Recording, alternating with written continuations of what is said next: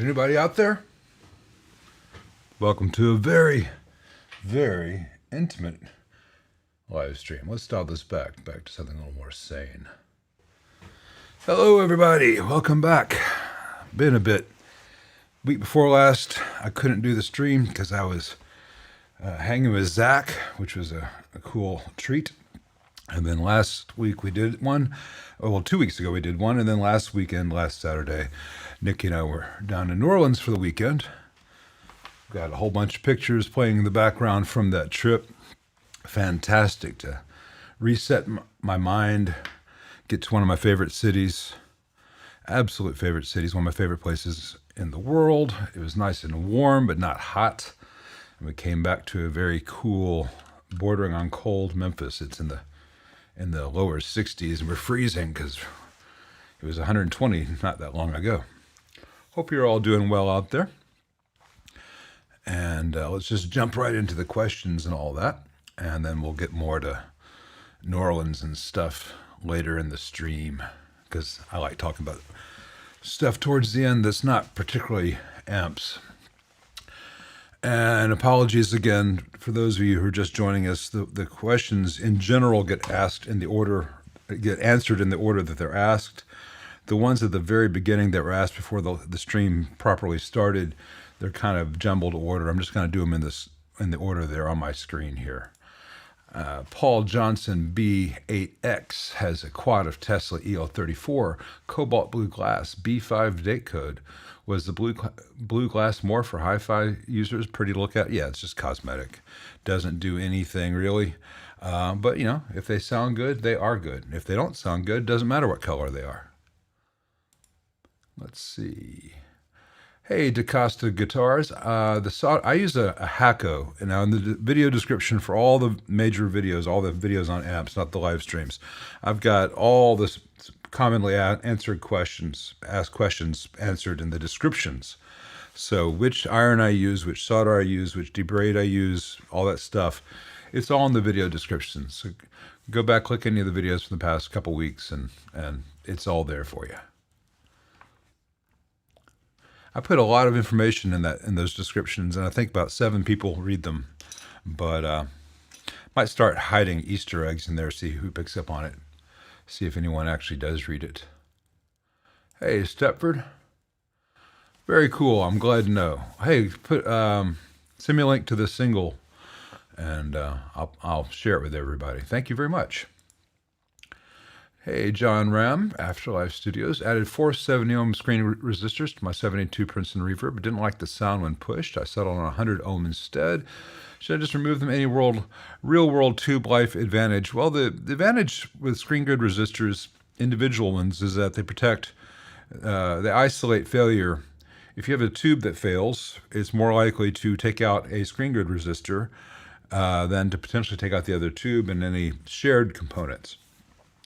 In terms of the sound, I don't think you're actually hearing 470 ohm versus 100 ohm. It'd be very, very remarkable for you to hear that minor change. Either one are going to be fine. The 470 will give the tube more protection. Princeton, when pushed, can sound kind of awful, and there are other fixes for that, not related to screen grid resistors. But all that said, you already have a 1K resistor which serves both as the choke and as the screen resistance for those tubes in the stock amp, with or without screen grid resistors. So if you think you hear a difference with 100 ohm versus 470 ohm, then sure, man. Okay. I'm not going to argue about that, but there's not going to be any real measurable, noticeable difference there. You'd have to go up to like 2K to really feel a difference. Hey, Boston guitarist, got about to pull the trigger and purchase either a 2203X reissue or a Soldano SLO 100. Any advice I can give you? Well, the Soldano is the much better amp in terms of the build quality, the components used, and its design, but they sound very, very different. And the 2203X is not a bad sounding amp at all, and it's not poorly built. It's just not as well built as the Soldano. And the Soldano in a sane world would cost quite a bit more. But it doesn't matter how good the Soldano is, how well built it is, if it doesn't do the sound that you want. And a Soldano has a very particular response in the upper mids and treble that not everyone gets along with, and some people find it a bit nasal. Other people love it. So play them both, see which one speaks to you. You won't go wrong with either. I think you're more likely to go right with the Soldano as far as longevity and build quality if the sound does what you need it to do. Good to be back in amp space. I should like have buttons to turn on sound effects like an old 80s DJ, you know? Put on some reverb and delay and space echo, and I could do one of those things where it drops your voice down a few octaves, but then no one would hear what I had to say. I'm already pretty far down there. Let's see here. Everyone's saying hello to each other, which is good.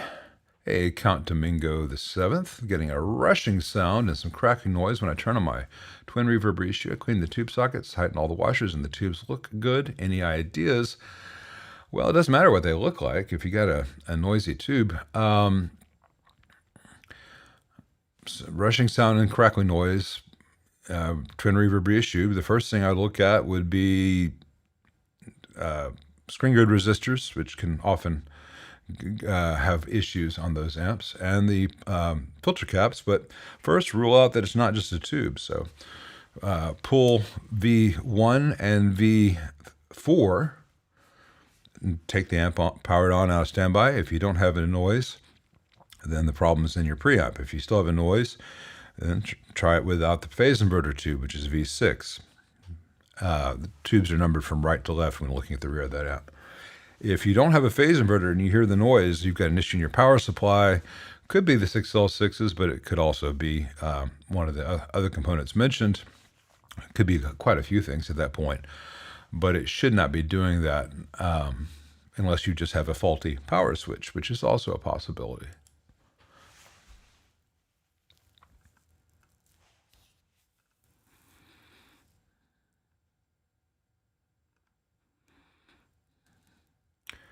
Hey, Giamarev, I think that's how to say your name. Could I give your preferred values for 10 on AC15 and a Marshall 18-watt screen grid and grids? So the screen grids and the grid stoppers are separate, related things. In both those amps, I put a 1K 2-watt screen grid resistor and a 3K, in the case of the AC15, to maybe a 6.8K on the Marshall, but you could do 3K for both. You could do a 5.6K for both, whatever. You get some very, very slight reduction in the highs. I mean, the ultra highs if you increase the grid stopper beyond 3K. You probably won't notice anything. You'd have to get over 15, 20K before you really heard much of a difference there. If the amp is 40 watts and the speakers are 15 watts and 50 watts, will the 15 still get blown? Hey, Bottom Kitchen, I've been very well. Yeah, usually. If they're in parallel, then the 15 will blow. If they're in series, if the 50 is before the 15 may or may not blow. If the 15 is before the 50 in series, they will blow. It will blow. Don't use 15-watt speakers and 40-watt amps. If you have that set up right now and it has not blown, know that it has not blown yet, but it will. So don't do that.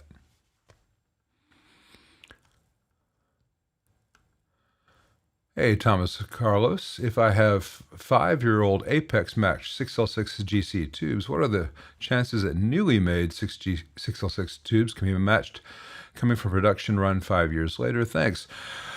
Well, the Apex matched tubes usually have the milliamp rating and the transconductance on the label. So if you have that information, you could order another set of the tubes, and just the apex matching is CE Distribution, tubesandmore.com, antiqueelectronics.com, all that. They have like 8 different business names on the internet. Tubesandmore.com is probably the one most users use. Contact them, say, hey, I bought some 6L6s from you 5 years ago, and they have the following rating from you for your apex matching. Can you send me a new quad or a new pair that match that? And they should, and they'll just pop them right in the amp. You don't need to rebias. Know, however, that if you have rebiased within the last year or two, the apex match tubes that you put in 5 years ago are not going to be drawing probably the same current that they did when they were new. And if you've rebiased, the amp may not be ideal for a new set of tubes with the same nominal numbers in terms of transconductance and the current draw. Probably be within the safe range, but it may not be ideal. Thanks, Carlos. Thomas Carlos. Thank you. I appreciate that. It's very kind of you. Looks like YouTube is handing out new numerical suffixes. Oh, yeah. I don't know why. Are there really 8,372 Victor Beeves and 250 bottom kitchens? Just confuses me. Just confuses me. Doesn't take much.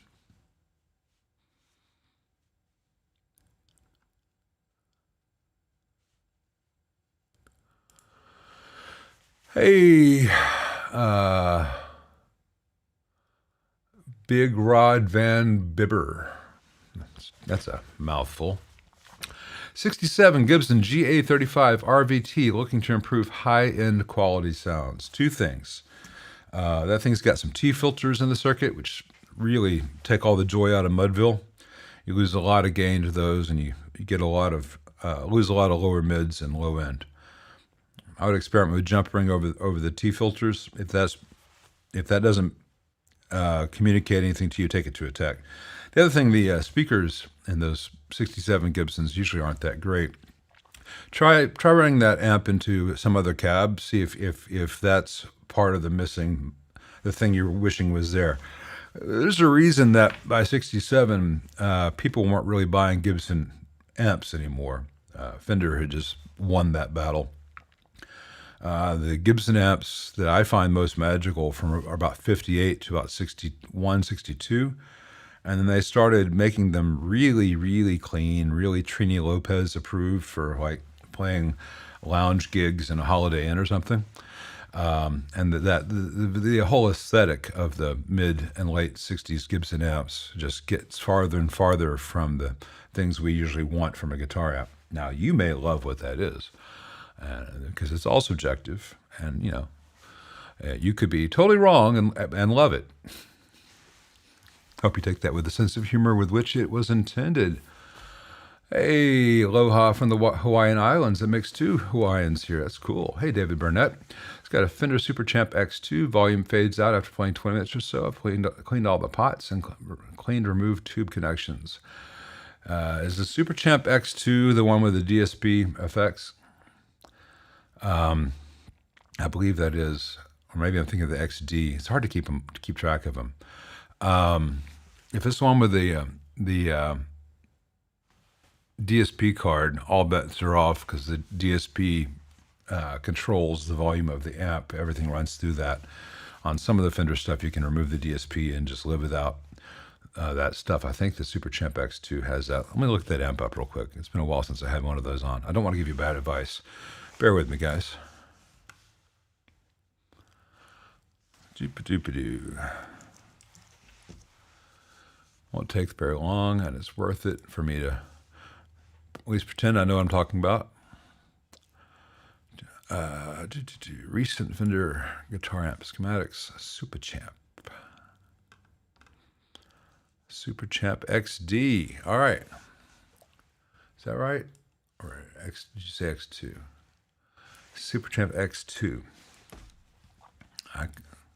Is there a Super Champ X2 on here? I only have the Super Champ XD here. Hopefully that's what you meant.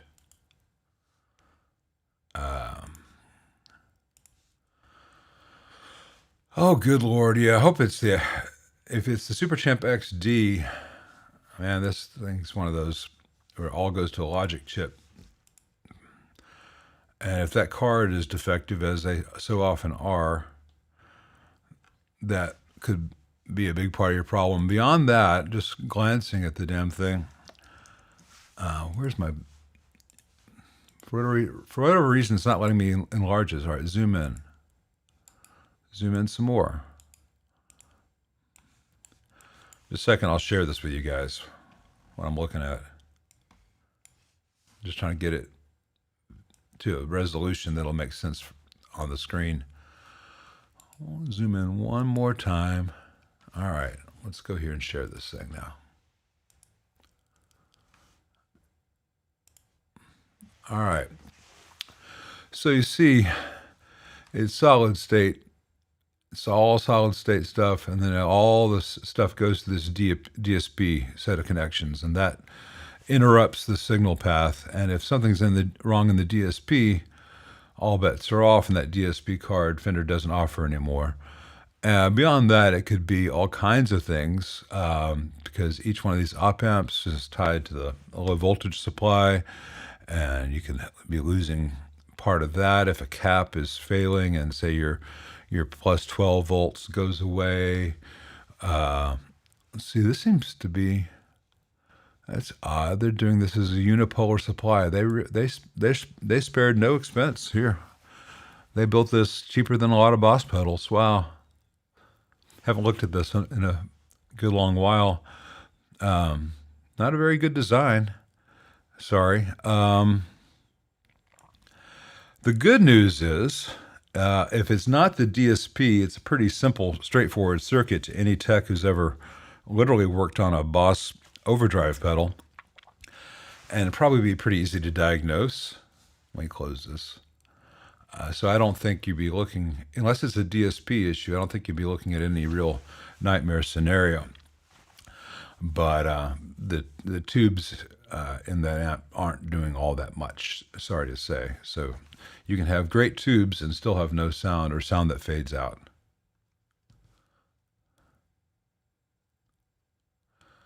I'm not familiar with the Victory preamp stuff myself. You ain't Chicago. How is my B3 organ Leslie able to play such a wide range of bass and treble compared to my guitar amp? Well, you ever looked at a Leslie cabinet? It's a huge thing. The dimensions are huge, and you got a 15-inch speaker down there, and so you can develop a lot more low end. And the organ produces frequencies higher and lower than a guitar. You play a guitar into your Leslie. You can get an adapter to plug a guitar amp into a Leslie, and you'll have that wide frequency response, which was a big part of the George Harrison and David Gilmour playbook for a while. Not just for the Leslie effect, but also because it was a bigger sound. Of course, they had roadies to move such things for them.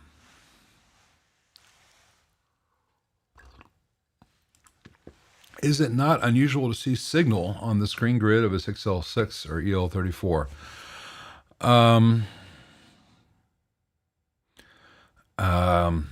How far down this rabbit hole to go? I don't think that you should see signal on the screen grid, but I don't want to get into the whole what each part of a tube does on here, because I probably would misspeak and say something that I would just need to be followed up on and corrected. It's a deep subject. In what amp are you seeing signal on the screen grid, and are you sure that it is you're measuring actual signal or just a fluctuation in the screen voltage / current that correlates to a change in the signal? Because that's normal. Enjoying the stormy Mondays. Good, Victor. Good to hear that. I want to make sure that I wasn't selling you any magic beans or anything.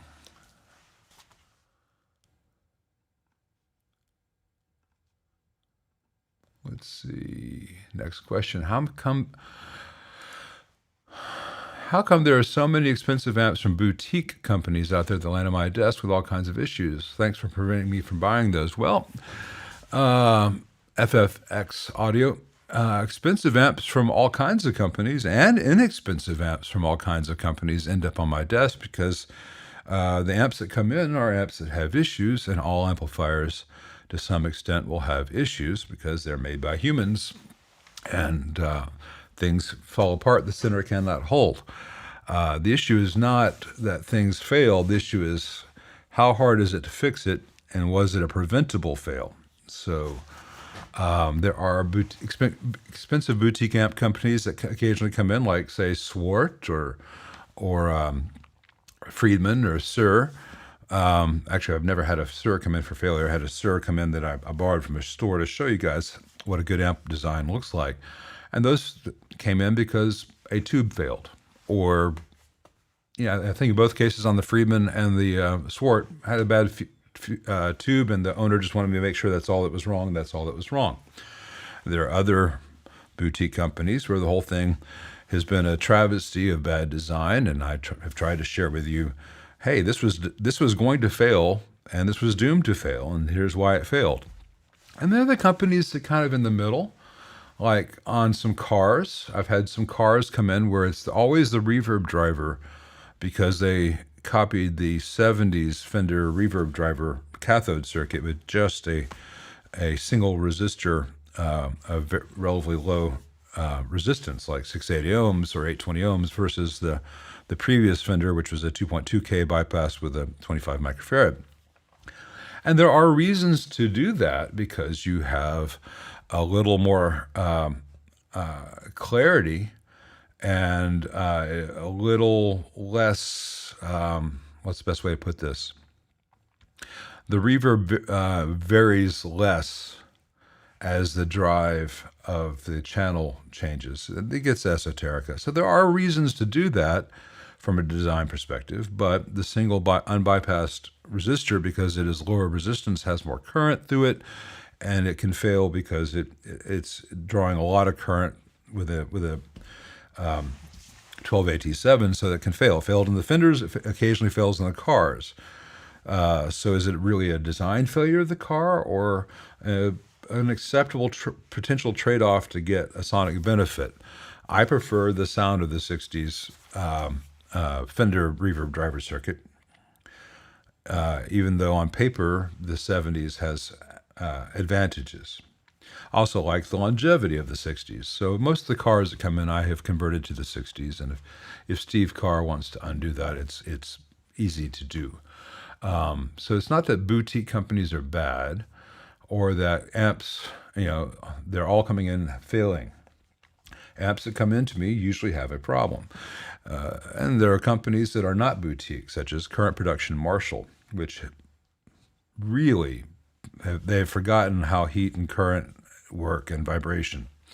And companies like Mesa that I'm glad to prevent anyone from buying those nightmare boxes. They're just, it's like a 50-year beta process where the people who buy the things are also the beta testers. And that's not the right way to treat customers. Hey, Matt Johnson. How do I determine the value of the balancing resistors on stacked filter caps such as those on the reservoir caps in a Fender? I've seen 220K, 270K, even 470K. Well, there's also 56K if you look at a Marshall, which is a pretty dumb value, but Marshall got away with it because they used 2-watt resistors.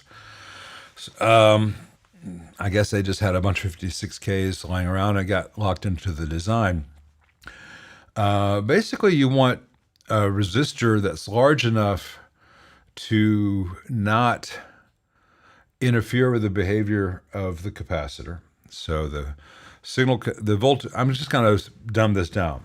If you have a fairly large resistor from 100K up, let's just say 100K is as low as you really want to go, in parallel across the capacitor, to the voltage that's present at the positive end of the cap, it's easier to go through the capacitor than to go through the resistor.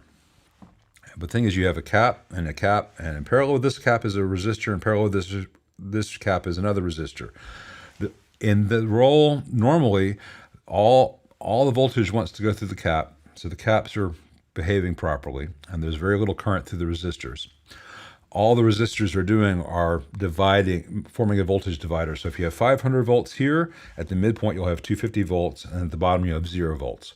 And those resistors just help the caps balance that, because if you have 250 microfarad caps in series, one of them may be 48 microfarad, one of them might be 57 microfarad, and if you're just getting a balance of how much voltage is per cap based on the actual capacitance, this cap may draw a little less voltage. This one has more voltage on it, and you want them to be balanced.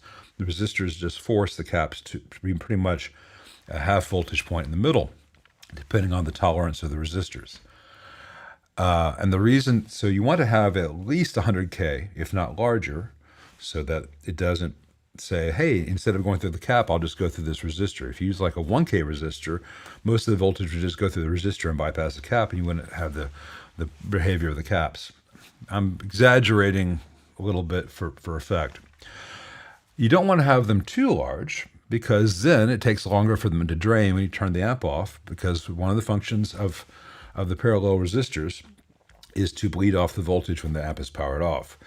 And so if you have 100Ks, the amp discharges a little bit faster than if you have 220K or 470K, and a lot faster than if you have 1 meg or 2 meg. Plus, 1 meg and 2 meg resistors traditionally cost more. So it doesn't matter if it's 100K, 220K, even 470K. The important thing is that this one has to match this one. So you have 100K, you need another 100K. You have 470K, you need another 470K. As far as the main purpose, to balance out the caps. And then as small values you can get away with realistically, 100K, 220K, most typical values. So the amp will discharge itself in a period of maybe a minute or so.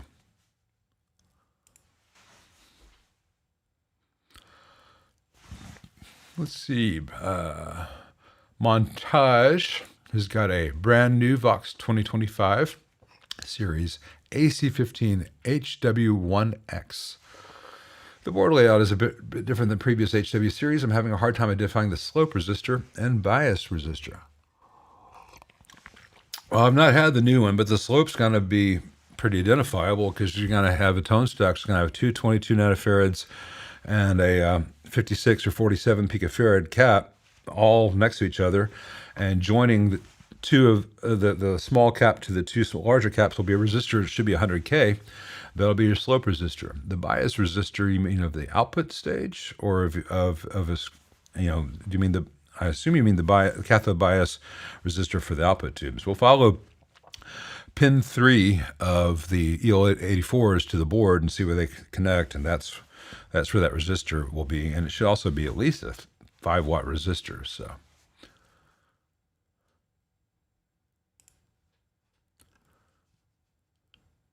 it's X2, has a DSP card. Yeah, David Burnett, you may be out of luck, because Fender does this. They put out an app that uses DSP, which would be fine if they continued to offer that DSP card down the line. But say they only make the amp for 3 years, and it's got a 1-year warranty. So 1 year after the amp's out of production, they don't make that card anymore. They don't have it available. So and Fender's been out of stock on them for forever.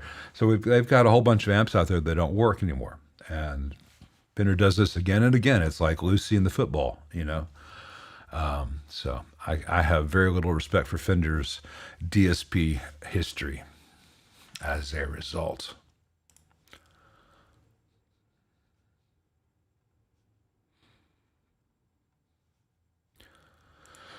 Hey, Sonny, what common misconception drives me nuts? I thought we weren't supposed to talk about politics all the time. What constitutes a successful businessman?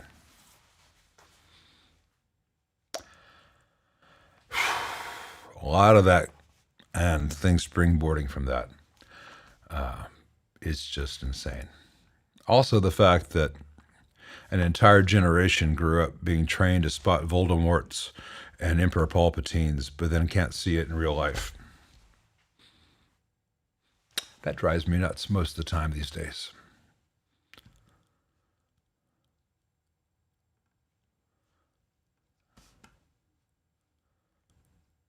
and started, renewing the trade war with Canada because we're mad at Ronald Reagan. That's driving me nuts a little bit today. And ballrooms. Fucking ugly ballrooms. Well, military families are going to food banks, but we don't talk about that stuff on here. Thoughts on attenuators, reactive load boxes, which to avoid? It's really tricky because there's been so much progress made in the new stuff with the reactive loads with IRs versus the old attenuators that just dealt with heat.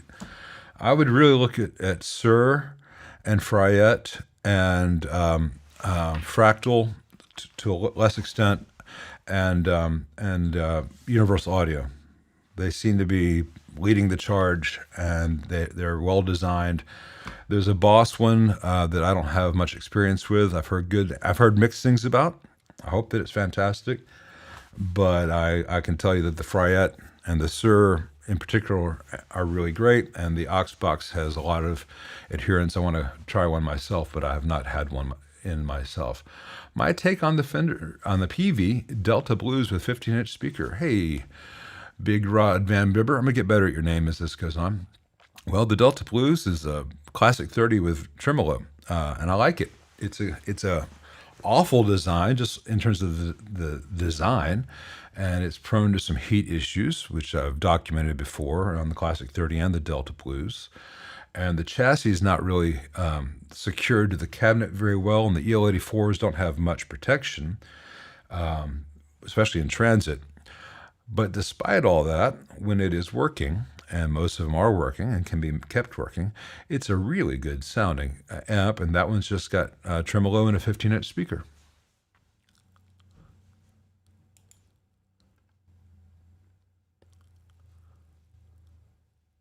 How much tone do you miss out in a build versus a vintage amp? Well, it depends on who's doing the building and who's playing the damn thing.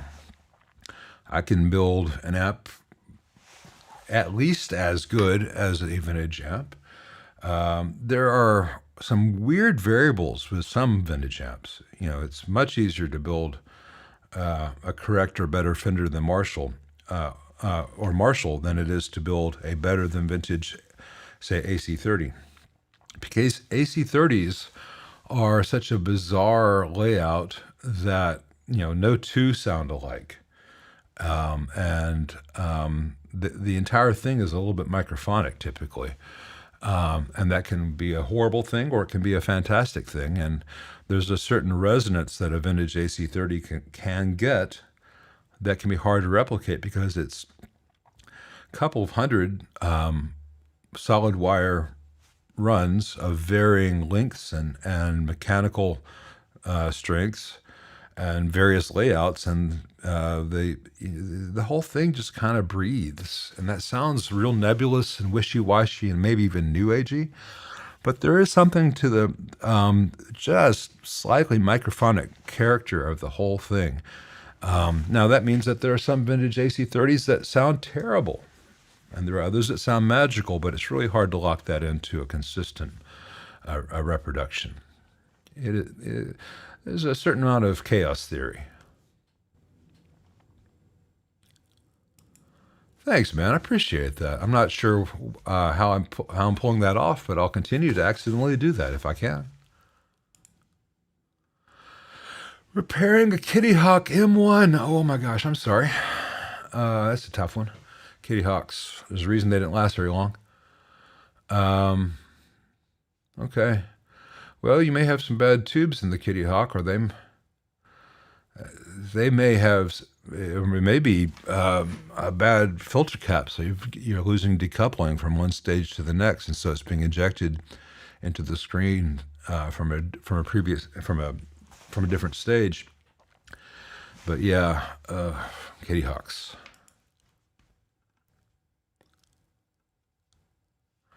Why does Carr put so much silicone when other hand-wired amps don't put in at all? I don't know. Ask Steve.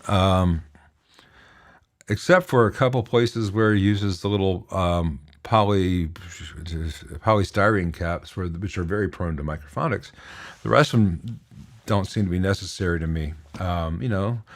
Why do people put insulation on all the leads in an amp, all the resistor and cap leads, when it just adds tons to the time and makes repair difficult? And then you have like 18 grounds all going to one lug, and all the ground wires are going together. Nothing else is near them, but all the ground wires are insulated from each other. Some people just like to do certain things certain ways.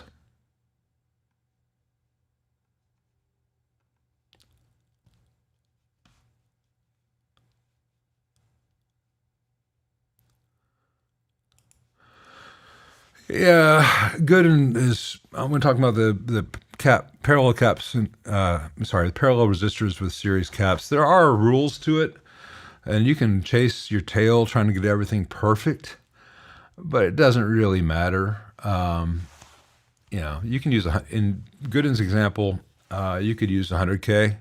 You could use 470K. Most people use 220K regardless of the voltage because they just stock 220Ks for that circuit. Like all the Fenders, a twin has the same thing as a bandmaster. It doesn't matter if the twin's got 50 or 100 more volts on the B plus than the bandmaster. They're going to use the same circuit.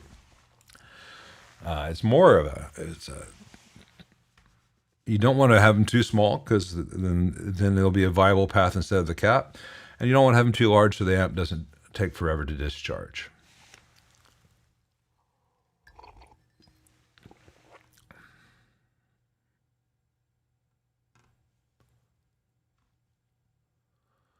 Let's see. What is my favorite breakfast meat? Steak. Steak and eggs, man. But of the most common ones, really thick, crispy bacon or really hot country sausage patties. I think really hot country sausage patties because they're harder to find these days. American, southern, hot country sausage patties. Very specific. Little red pepper flakes in them. Let's see.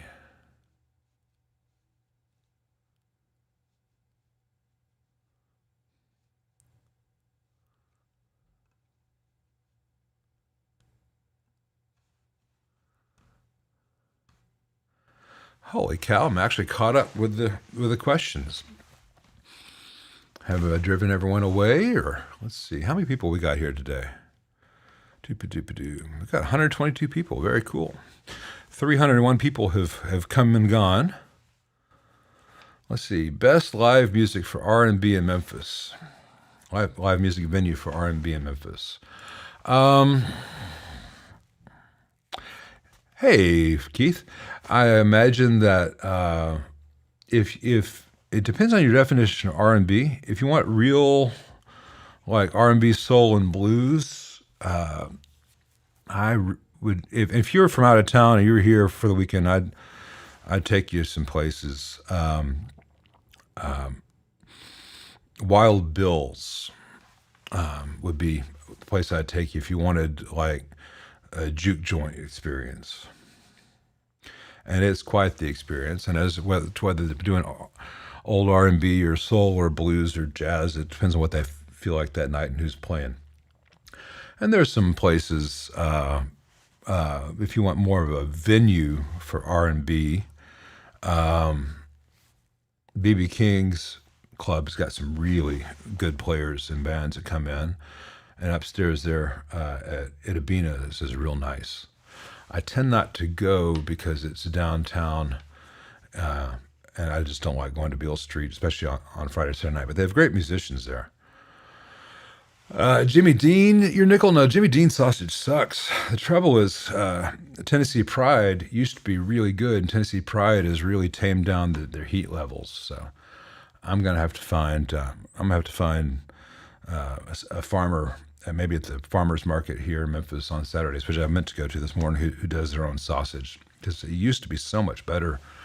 And Jimmy Dean's a bad joke, but Tennessee Pride just is not what it used to be. I don't want fish for breakfast or any other time of day. Hey, J.E. Armstrong, got a 74 twin reverb I received in 2004, changed tubes in it in 2016. It still sounds good. I want to take it out, take it in, get it refurbished. What should I look for, have them do? Whoa, well, I've got a playlist called Vintage Fenders.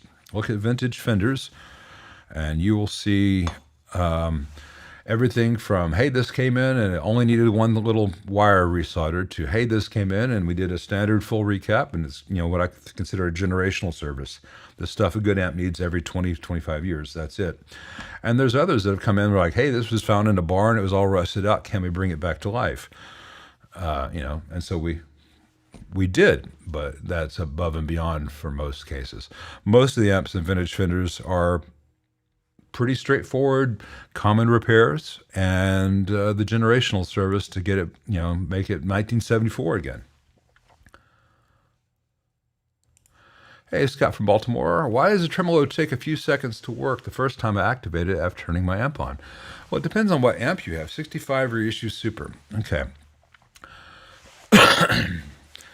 Well, there is a weirdness in the 65 reissue series where they have added a capacitor, which is not present in the old circuit, which keeps it from popping, which has not really been a problem in the old circuit. But it also means that it takes it a few seconds for that cap to charge off before the circuit will operate on-off the way you're expected to. You got to run, Keith? Okay, well, yeah, give me a call this weekend or early this week. I'd love to catch up with you. Nikki's in there drinking coffee in her office, and she stole my 5-watt World Cup, so that's why you don't see it on the channel. She's claimed it. Though, in fairness, if you're still here, Keith, this is the size of a coffee cup. Yours is like this big. That's why my little wife has it. It's a very small cup.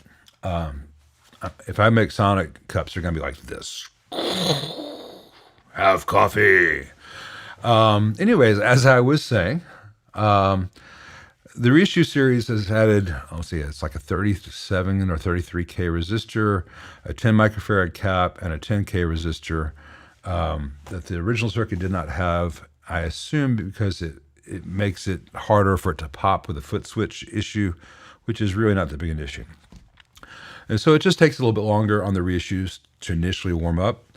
On the old ones, as soon as that tube V5 is warm, it works because it's got a trickle charge. I'm gonna dumb this down a little bit. There's always a trickle charge of very negative voltage from the raw bias supply through a 2.2 meg resistor. So it kind of jump starts it. If you didn't have that resistor, it would take even more seconds, like 5 seconds or so, for the tremolo to fade on because all the caps in the tremolo circuit would have to charge up. That negative voltage from the bias jump starts that process, really bangs it forward.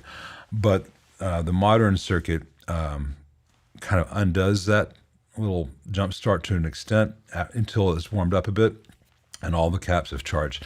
I take that modern circuit out of most of them. We'll get to your question about the bias tremolo bambule. There's a reason for it.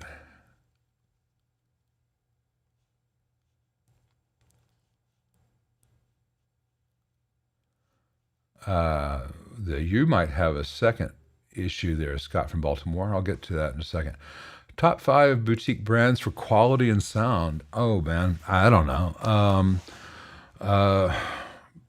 Let's just do the first 5 that occur to me right now: Germino, Sir, Friedman, Swart, and Carr. And I'll do 7: Top Hat and Dr. Z. Some of those are no longer quite as boutique-y, but they're very good. Hey, Rob French, thank you very much, man. I appreciate that, especially with the rising prices of coffee. So, because we gotta protect the American coffee growing market, because we don't want to have all that imported coffee. Because I want my good old Iowa coffee.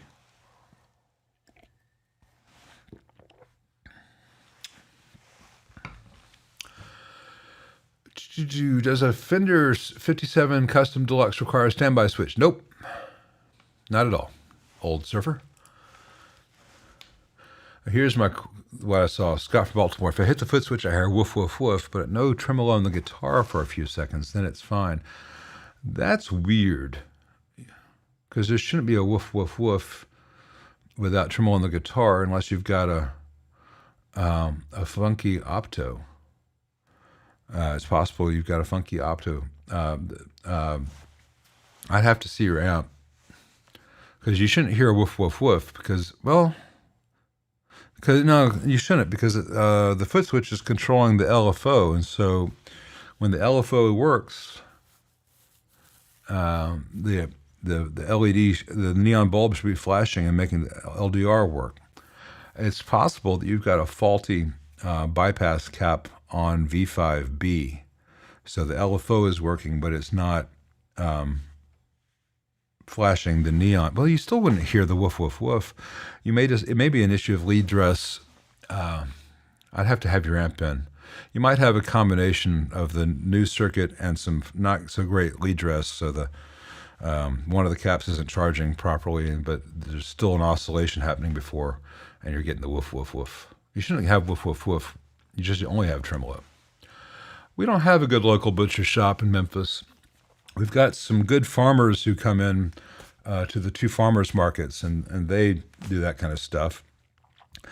But the best butcher shops we have are Whole Foods, Whole Paycheck, and Fresh Market, which are not bad, but they're not a real butcher shop. And if you live here, don't tell me about Charlie's Meat Market. Those guys have gone so far downhill.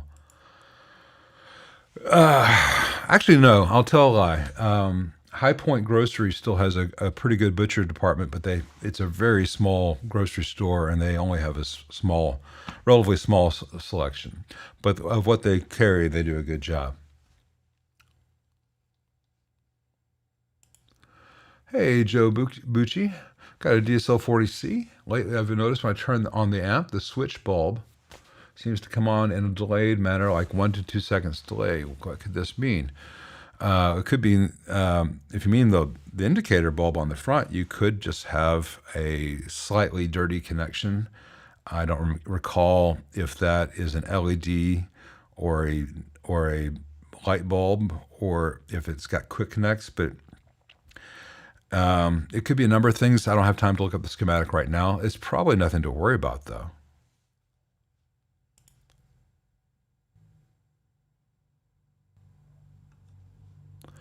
I imagine it's something simple, but if I don't have.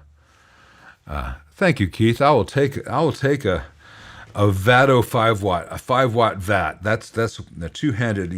What's that? Like the Stanley Cup of coffee from 5-watt World. That's what I'll take. I'll put that to good use. I wouldn't worry about the DSL light. It's probably something simple. It could be a quick connect that's a little bit not tight, and so until the heat gets warm, it doesn't really pass the voltage. Recapping a 1484. Those are not fun. Original can cap is 40-10-5. What are downsides of increasing filter values maybe to 40-20-10? Nothing. The amp will just sound better. Silvertone didn't design an amp and say, okay, for the ideal Silvertone sound, we've determined that it should be 20-10-5. They're building an amp to have little Johnny under the Christmas tree because they'd seen the Beatles and Ed Sullivan, and they just wanted to have something to sell or whatever. Just actually 63 probably would have been the Beach Boys or Jan and Dean or something. Anyway, it was just something to have on the market cheap, sold by Sears. So they said, what's a standard can cap that's already in the market? All right, we'll use that 20-10-5. It'll be fine. 40-20-10 is going to be better. 40-20-20 is going to be better. 5 microfarad is almost nothing and doesn't give you any magic. I've heard the newer Fender reissues have bias tremolo. Is there a valid reason for returning it to a Roach tremolo? Well, the reason that they've been doing the bias tremolo is because they cannot sell the LDR used in the traditional Roach in Europe because it contains cadmium or something. And so rather than design a new circuit which will give the optimal tremolo without using the cadmium or whatever they can't sell in the EU. They've just been sticking a bias tremolo in there and calling it custom. Now, there were some reissues, or have been some reissues for the European market, where they have done a very elaborate PCB layout that does a solid-state version of the bias trim without using an opto. Not the bias trim, the opto trim, but it doesn't sound as good as the real thing. And bias trim, especially in a higher wattage amp, like a super reverb, would be very problematic because you get a lot of thudding in it. I'm not a fan of Fender going the easy route and calling it custom versus saying, hey, okay, well, this was Leo's solution to give this optical trim sound in 1963, 62. We can't use that component anymore. What else could we do? Because there's a world of really good optocouplers out there. Much better stuff than a neon bulb crammed up against an LDR. And it's all ROHS compliant. You just have to hire an engineer to resolve the same problem, to achieve the same result. And they're not doing that. They're not innovating. And you don't have to go all digital to do that. I have done tremolo circuits using MOSFETs and stuff. It's very simple. You can make a MOSFET behave like a tube. You can have a MOSFET drive an oscillator, even at high voltages present in an amp, but because you certainly don't need a tube to do that. And you can certainly say, all right, well, here's my control voltage, and if the control voltage fluctuates between this range and this range, then I can expect this opto isolator to open and close at this rate and go between, say, 10 meg and 0. You can really tune that stuff in. It's very easily done if you hire an engineer to actually do that, as opposed to, hey, we can't sell this in Europe. What's the cheapest thing we can possibly do?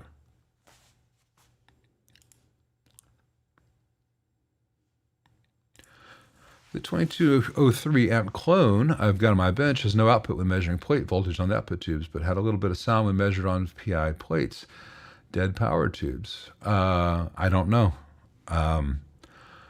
You should hear a little bit of sound when you're measuring the plates on the output tubes, but you hear a lot more sound when measuring on the PI or phase inverter plates due to the way those circuits work. You can get a kind of a pop-in sound when you measure a preamp tube plate or a loud zzz. Measuring the output tube plate, usually you hear it a little bit, or maybe a little bit of hum through the speaker or something, but it's not as dramatic. I'll tell you what, if you want to know if you have bad power tubes, and without anything else, measure the grid, measure the voltage at the grid of the phase inverter with the amp on, and if those power tubes aren't dead, you will soon hear it because it will be loud. It's kind of scary. Brace yourself. But there are a lot of ways to test power tubes.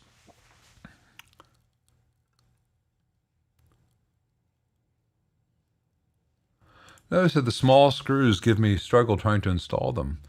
Been sitting on some Blue Point tools that will solve this. I'll have to send them to you. That's very kind of you. I feel uncomfortable taking stuff, accepting gifts from people like this. It puts me in an awkward position where I feel like I'm obligated to use them. What if I don't like them? But also, I feel uncomfortable. I feel uncomfortable being given things. Maybe that's my own personal problem. But I've not really struggled trying to install too many small screws, aside from on the damn pancake connectors on Switchcraft pancake jacks. Those are problematic because I just need a third hand. That's very kind of you, though, Dave. I do appreciate that. Some bacon for the coffee fund. Thank you, Bacon Manager. Wow, bacon from the Bacon Manager. Now that is a job that we could all yearn for.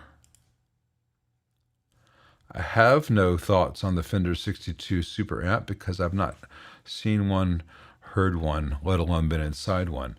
Once I see one, see how it's built, and hear it and play it, then I'll have thoughts on it.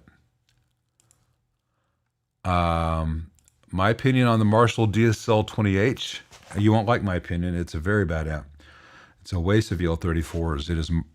They're so badly biased. They're so coldly biased. That amp Should have had EL84s or 6v6s.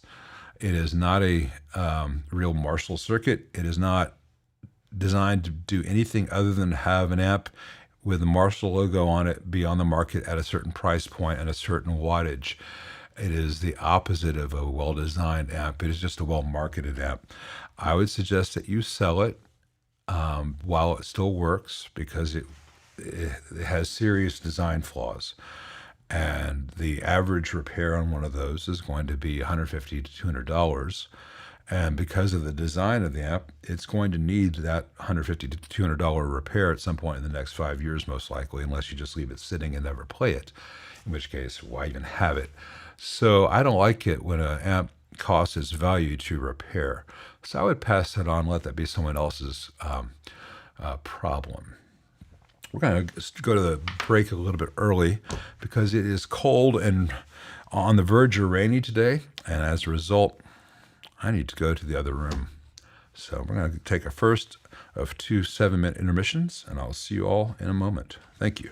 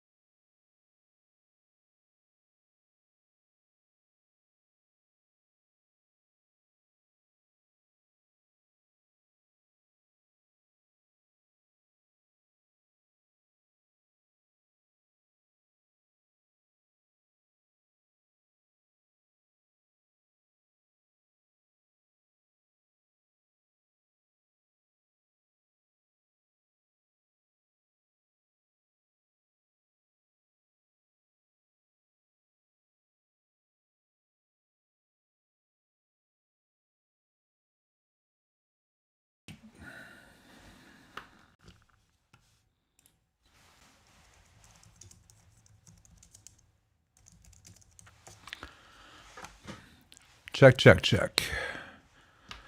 Check, check, check. All right, there he goes. All right, we're back. Sorry about that. Didn't expect that to happen.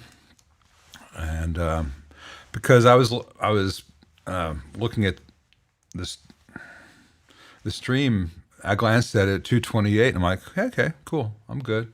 I glanced at it again like a minute later, it still said 228, and that's when I saw Lou asking if you lost me. I'm like, oh fuck.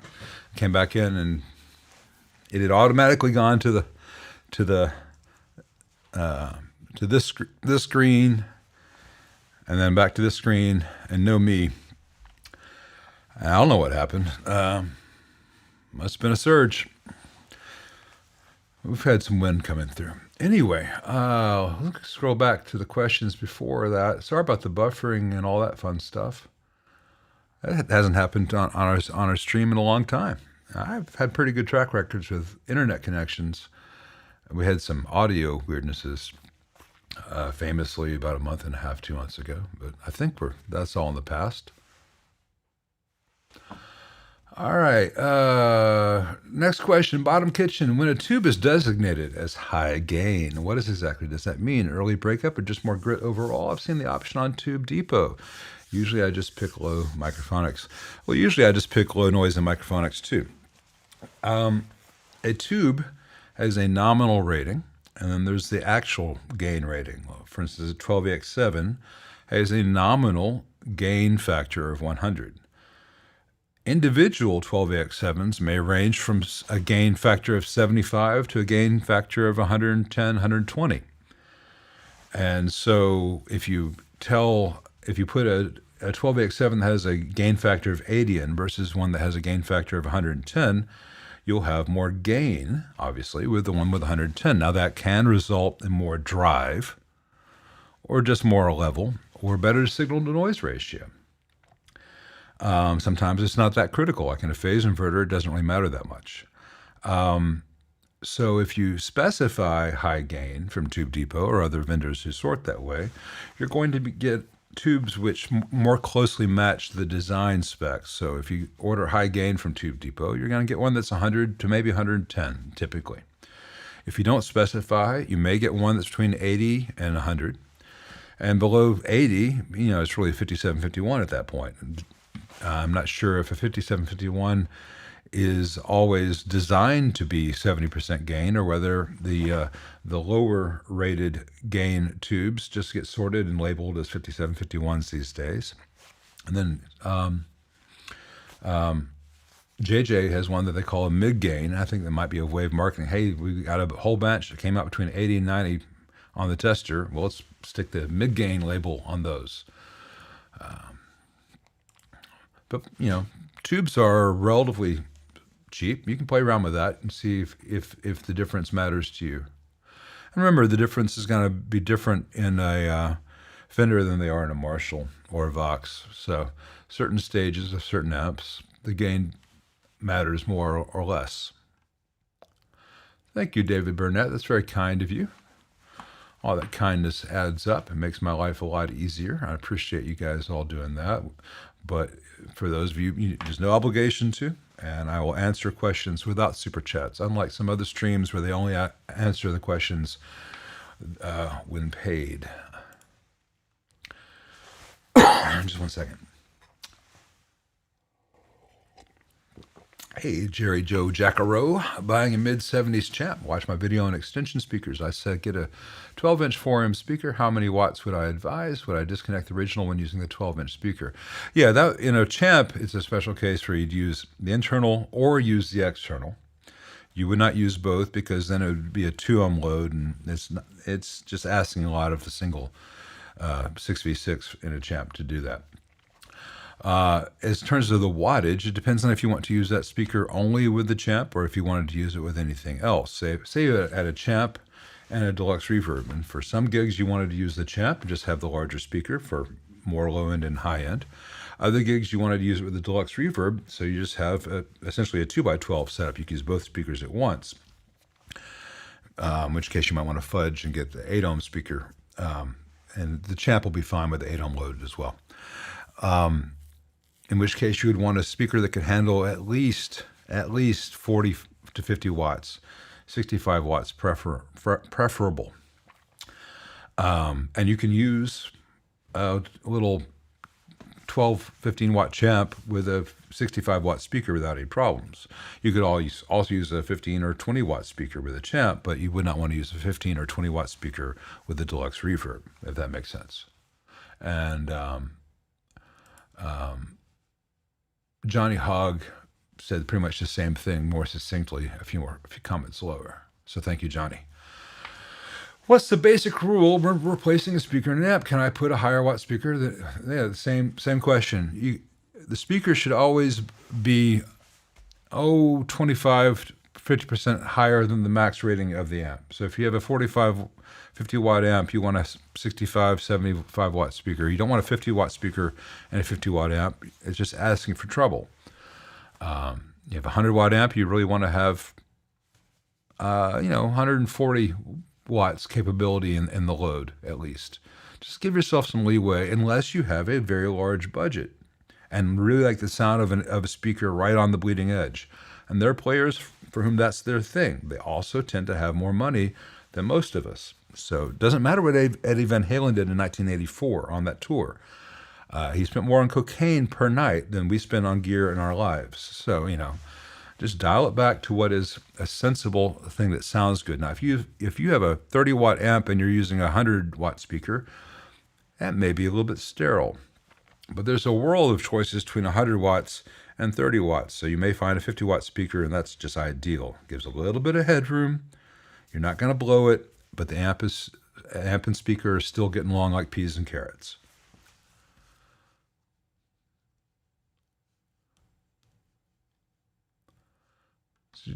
Have I built a tube hi-fi?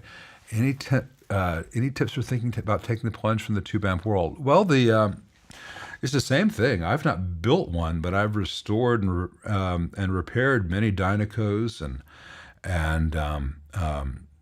Macintoshes, and there's no real difference between the tube hi-fi stuff and the guitar stuff as far as the tech aspect goes. As far as the frequency response and little things like that, and how you might bias things is a little bit different. You might want to bias it a little bit cooler, depending on if it's, talking about Class A, B tube stuff.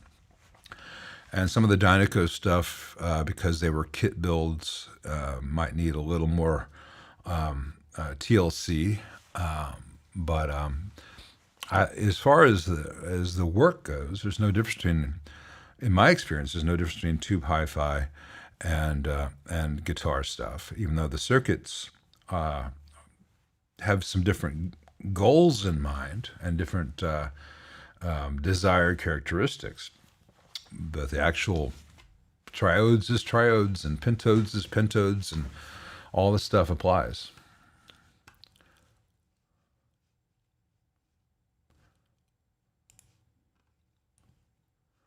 Hey, yeah.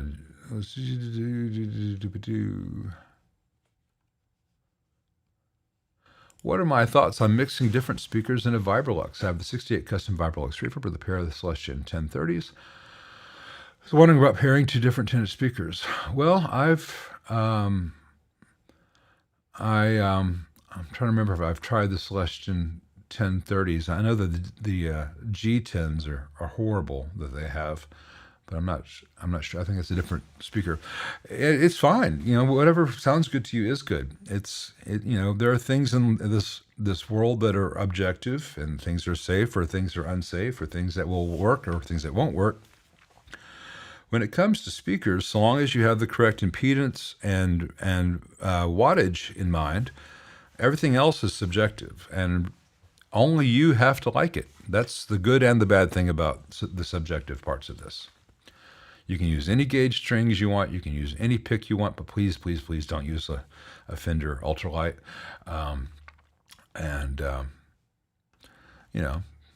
You can paint it any color you want. You can use any speaker you want, but the world of the subjective is huge. That's part of the joy.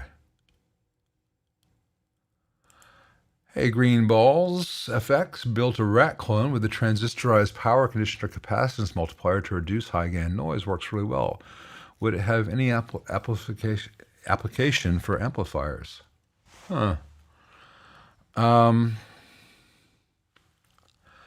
don't think that that would be of much benefit in a guitar amp because the operating conditions inside a rat pedal are very, very different.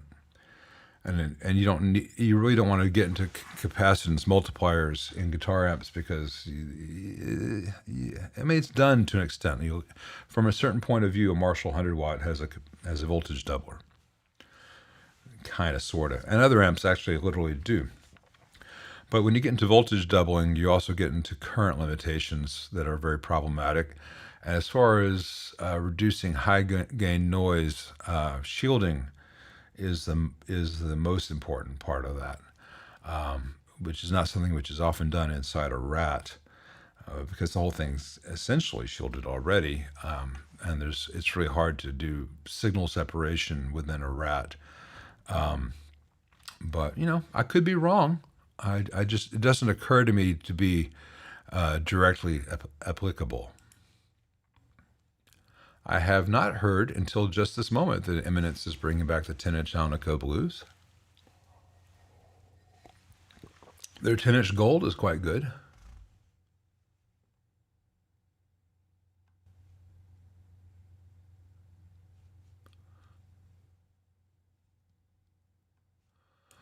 I don't know if you're talking to me or one of the other guys, but yeah, a lot of this stuff is really easy once you figure it out. You can stare at a problem, and it just doesn't click, and then it just clicks. And you're like, oh yeah, that's obvious.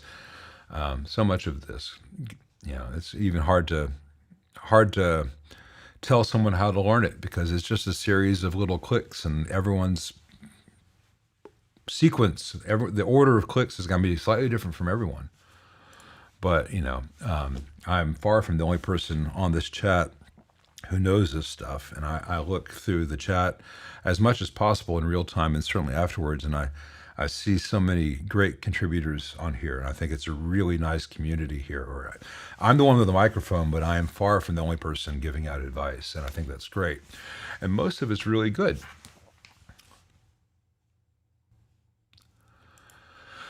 Mike Heugel, more of a taste question. I run a Runt 50 and a Pink Taco 20. What are some tasteful speaker options besides the V30 greenback and creamback for low gain and cleanish sounds? Well, those are some of my favorites right there. You could also play around maybe with some Chicago Jensen kind of Alnico speakers, like it's 1958, wattage dependent. You might want to make a 4x10 to handle the Runt 50, unless you're very mindful of using the master volume low. Some of the Celestion Alnicos, probably if you were to have a 2x12 loaded with either two of the Alnico Golds, which are 50 watts, or maybe the Weber version, you can get the 50 watt blue and silver, the Blue Dog and the Silver Bell for the Alnico thing. That'd be a really cool thing, especially with the Runt 50 and the Pink Taco. That'd be the Silver Bell is very similar to the speakers that Clapton had in the Bluesbreaker amp that he used on that album, and that's a really cool sound. It'd be appropriate for Clapton and Peter Green and a lot of Zeppelin-y things. Those are some really nice, good choices. And then there's the whole world of the pre-roller stuff and all the scumbag stuff. There's so many good options out there. It depends on how much space you have and what your budget is. But if you've already have the Vintage 30, the greenback and the creamback, you've got a lot of them covered. The other classic one I'd go to next would be let's just call it the Vox sound, though. Like I said, the Marshall JT45 combo has also used the same Celestion 20 watts. Theirs were painted silver. But given the rating of the Runt 50, look at either two Celestion Gold 50 watts or the Weber Silver Bell and Blue Dog in the 50 watt variants. Those are nice. That'd be a cool rig. Is it okay to put a 15-inch speaker that's rated 250 watts in a bass amp that is rated 100 watts RMS? Should be. I mean, you're going to have a peak that's higher than 100 watts, but I doubt the RMS peak, an RMS 100 watts would probably not peak at 250. And remember that the wattage rating in an amp, in a speaker, is more or less RMS continuous, not peak. So a 250 watt rated speaker should handle the occasional peak. I think you'd be fine.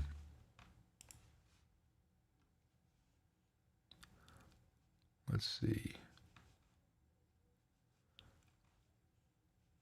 I have an old PV Rage. Is there an octave pedal I can use with it? Well, there are a ton of octave pedals you can use with it. Do you want the octave up for the Hendrix electric typewriter thing, or do you want the octave below for a funky thing or to play bass parts with? But you know, there's a whole world of bass players out there doing videos on different octave pedals, and like the old Boss OC2, I think it is. They've got like 8 various versions that came out, and the bassists are always arguing about which of those is the best one. None of them track particularly well. Some of them track kind of well. Some of them track in interesting ways. But, you know, and there's the digital options these days where the tracking is really good. Like, you know, I could do that with the HX Stomp, or I think I could do that. No, I don't know if I can do that on the Tonex, but I could do that on the HX Stomp, and it's pretty damn good at that. But I don't like the sound. I don't like that effect myself, so I don't use it very often. And like, yeah, people are putting in here, Electro-Harmonix has got some newer ones for that. But I don't keep up with the market, so I would go to their advice. I have never liked the sound of the Digitech Whammy. It always sounds... remember when CD players first came out and they had really cheap, harsh AD converters? Like the 1987 CD players, everything sounded bad. I've always gotten that artificial feel from the Whammy. Now, I know a lot of players have used the Whammy very effectively, but it sounds unpleasant to me. I'd want to run that through, maybe run the Whammy signal through an old Champ, dirty it up, make it a bit analog and funky. Let's see. Yeah, let us know, Lefty Mike. I've heard good things about the Rev D40s, but I've not tried one. I have a boutique amp with a wooden PCB. That concerns me. Thoughts? Hey, Muad'Dib. How are things in the desert? Avoid the spice. I can't imagine that you have a wooden PCB in an amp. You might have a wooden board with turrets or eyelets. Is it by any chance, what is that company? They did the Marshall clones, and they used really cheap wood boards. Can't even remember the name of it. Anyway, there is a company, a boutique company, that did Marshall clones, and they used wood boards with eyelets, and the boards were charred. The board on the amp that came in had charring because it absorbed moisture and then became conductive. So I cannot recommend any amp which has a wooden board. But first, know that there are a lot of people out there who are making turret boards and eyelet boards, not with wood, but with Formica-topped laminate. And that laminate is electronically neutral. So it looks like wood, but is not wood. It's just a cosmetic thing where it's got a laminate like you get on the countertop. It looks like wood, but it's plastic and it's totally fine. But there was one, Fargan was the one. Fargan amps was making them with actual wooden boards, and the wood does what wood does. It absorbs moisture, becomes electronically conductive, and then catches on fire. Oh, you got a Fargan? Sell the fucker. That thing should never have been put on the market. You cannot make electronics with a wooden board because wood is not neutral. It is just asking to be a conductor of everything that you don't want in an insulating board.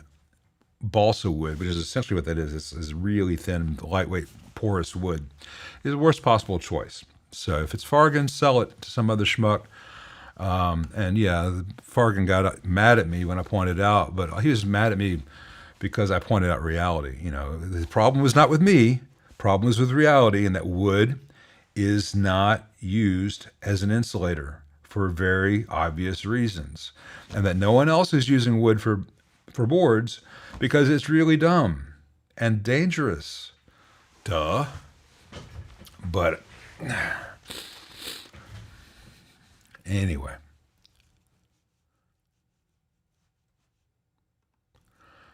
Other people get mad at me all the time. I have a tiny, tiny violin I play in the event. I can't find it right now. It might be. I think the duck borrowed it.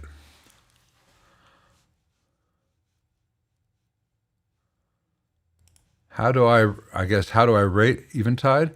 I had an Eventide Eclipse. Oh God, I must say not that long ago. I guess it was probably 20 years ago. That thing was the newest. I don't know about the new Eventide Space, but the Eclipse was nice though. When you change programs, there was a lag. Back when I was using the rack stuff, my favorite delay, and I had the Eventide. At one point, I had the Eventide Eclipse, the TC 2290 Korg. I had the SD 2K, not the 3K, and I had a Korg DR 8000, I think it was called. Man, that Korg sounded so damn good. That Korg DR 8000, that was a real fantastic sleeper. So Leon Todd, if you ever see this, that's the one you need to have. I thought it was every bit as useful and musical as the 2290, but so much easier to program. Took up a lot more space. Took up a lot less space. And the Eclipse was overkill unless I needed to do like 18,000 things at once. I think XLJ, I think DR was the reverb and DL was the delay. I had the DL 8000. I think that's what it is. I think it's, but I'm not, I don't know what Eventide's doing now with like space and stuff, because, you know, if I were really doing it, I'd do it using plugins. After recording, I'd add the delay in post. And if I were playing live, I wouldn't want to carry a rack around anymore. So I would just be like, okay, for my needs, I'll get a time, what is the big gray Strymon time, whatever. That's probably be all I would ever need for any gig. And I don't need to have anything that big on my board now. Timeline, yeah, the timeline. If you can't do it with a timeline, it's not the gear for live performance, at least. Hey, Daniel Mincher, I don't have any mods to suggest on a Tiny Terror. It's the orange Tiny Terror. If you love it or you don't. Same for the Dark Terror. I thought the Tiny Terror sounded better to my ears than the Dark Terror. Neither would be something that I would buy, but either would be something that I could use, if that makes sense to you. I'm not rejecting it. It's just if I had to put my money in it, that's not a sound that I particularly love, but I could get sounds that I could use out of it. But I've not thought about modding one, and I'm not sure that I'd rather buy something closer to what I already wanted than to buy something with the intent of modding it. Now, I say that modding amps. I mod Voxes, I mod Marshalls. There is nothing else on the market right now that sounds like a JMI era AC30, so I mod current production Voxes to sound much, much more like the 60s examples, because that's the option that's available to people. And it's not a lot of changes, but I don't want to buy this brand's high gain amp and then try to make a whole bunch of changes to it if this other brand's high gain amp already does what I need it to do. So.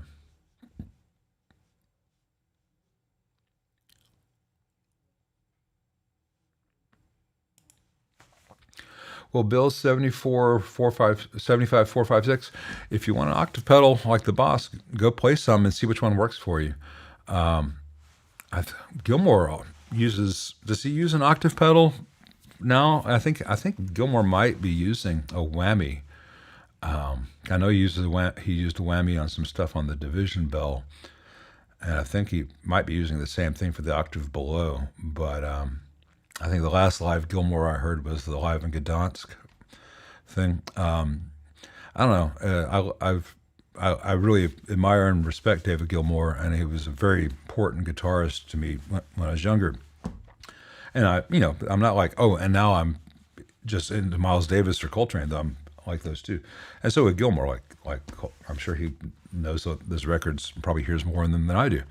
But I don't chase the everything that Gilmour does thing that so many people on the internet does. Their entire channels about how to play and sound like Gilmour, and it's like, I don't know. I don't think Gilmour sounds like their versions of Gilmour. I mean, they're all chasing a specific sound from 1976 or 1978, and Dave's moved on from that. Dave might even not know what octave pedal he uses. He might just have his tech hit the switch at this point in the song, and the tech may have changed him out all the time until Dave stops saying that doesn't sound right.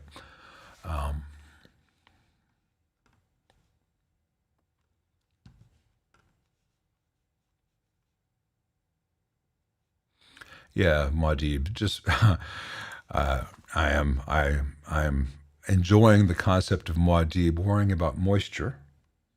But other than that, yeah, you're absolutely correct.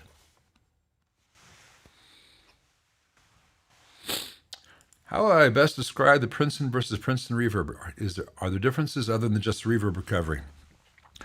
The Princeton non-reverb has a little less gain as a result. It's a little bit cleaner sounding. Beyond that, they're almost identical. Now, that said, I think the internal dimensions, the cabinet is the same size, but the internal dimensions available are slightly larger without the reverb transformer and some tubes. Probably doesn't play a factor. Trying to think of anything else I'm missing. Basically, it's just imagine you had a Princeton reverb that was never quite as bright because it doesn't have the 10 picofarad air cap, and that the max volume you could ever turn it to was 7.5. So everything on your Princeton reverb above 7.5 is not available on your Princeton. That's basically it. If you have the reverb, you don't need to buy the non-reverb. You can just keep the reverb off and don't turn it up as much. But that's not going to stop collectors. They're going to want to have them all. Because a lot of us, we don't like to admit it, but for us, amps are our Pokemon. Gotta get them all, right?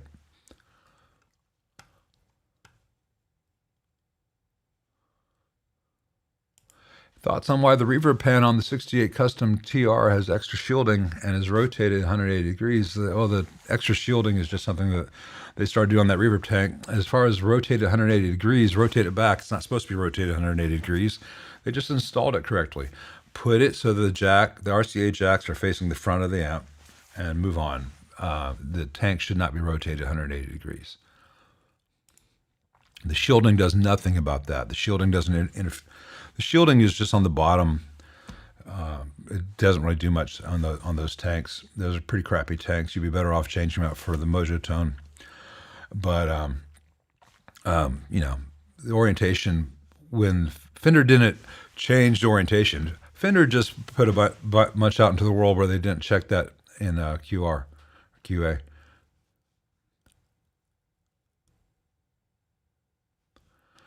Hey, DaCosta Guitars. Had a chance to test original Oxford 12T6 speakers for my 74 Silverface Twin, and they are very tired.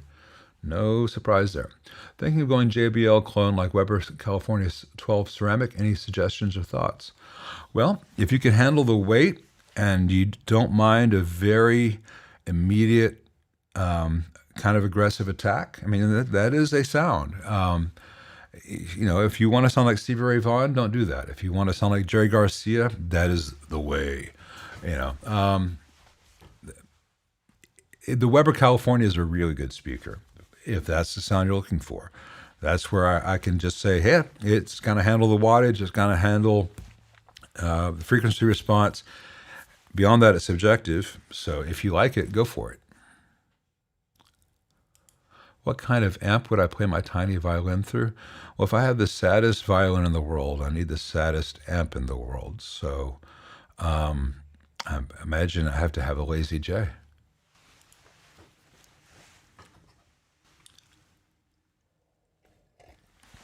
I'm kidding.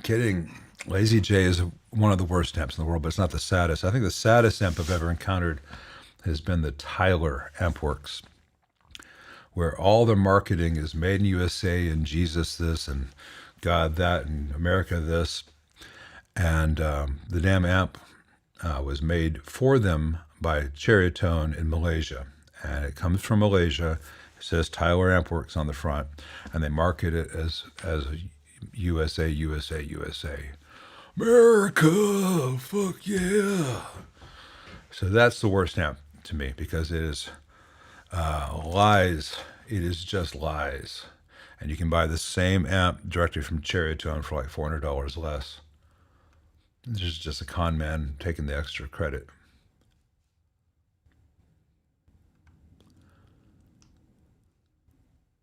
Let's see. One day I'm going to do a gig with just the cable between the guitar and the amp. One day. Well, you have to change your username, but other than that, you absolutely should. It'll teach you a hell of a lot.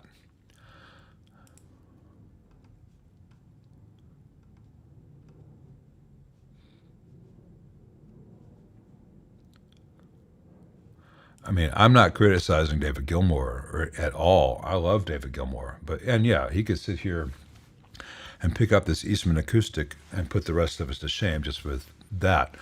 But, you know.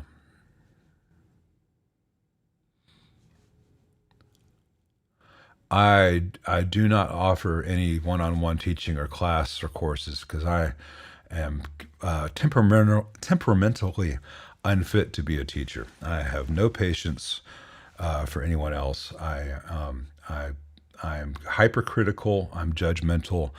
And these are things I've been told by the person who loves me, you know, who is a very good teacher. She's a professor. She knows what she speaks. Hey, Brad, thanks for joining us. Welcome. You know, I am not the person that you want to have one-on-one lessons from, but from a certain point of view, if you go back and look at the 1,000 videos I have up, you can learn a lot from them. But you don't want to be in the room with me, or even in a one-on-one stream with me, because I'll go too fast or something, and then we'll both get impatient with each other.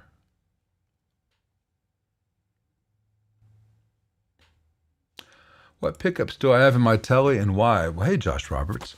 Well, I was talking to a guy named Ben Murray, who was at the time in a lot of the chats on my Australian friends' channels, and he said he was making pickups, and I said, well, you know, I'll be glad to check him out. And he sent me his standard. He sent me. I actually gave him some input in what I'd like the neck pickup to be. So a little more Strat-like, a little bit of high end, but still a full low end for the neck. And he sent me his say basically 52 Telecaster or 53 and his Broadcaster bridge pickups. And I first put on the channel the sound of the 53. I then changed it to the Broadcaster because it has a little more of what I'm looking for, which is kind of even though Beck wasn't using that model pickup, it just gives me a little bit more Beck and the Yardbird stuff when I'm playing it to an aggressive amp. And I love that neck pickup that he made for me.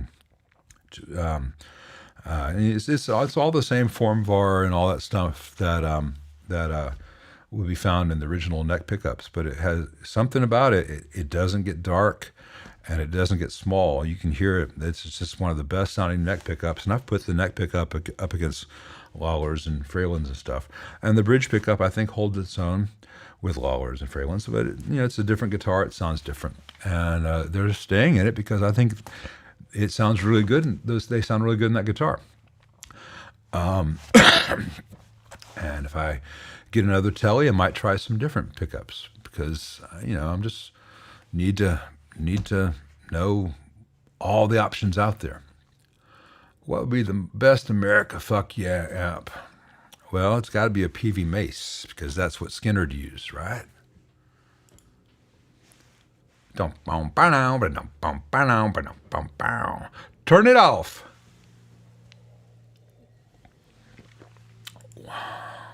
What is Lefty Mike wants to work on his soldering skills? What is a good temperature working on wiring pots?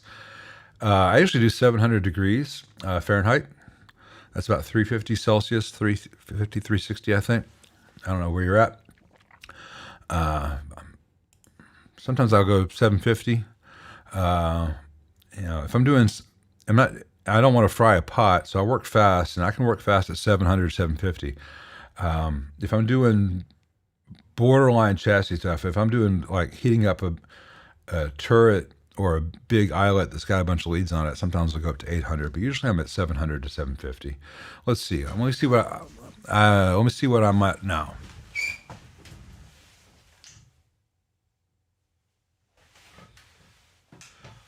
Last time I was working on a 67 Bassman, which wasn't on the channel because I didn't have time. I was at 750. I guess 750 is more my default, but it depends on the pots to an extent. Sometimes I don't want to overheat a pot. And 700 degrees is exactly what you need if you are working quickly, controlling your flux, and everything is clean.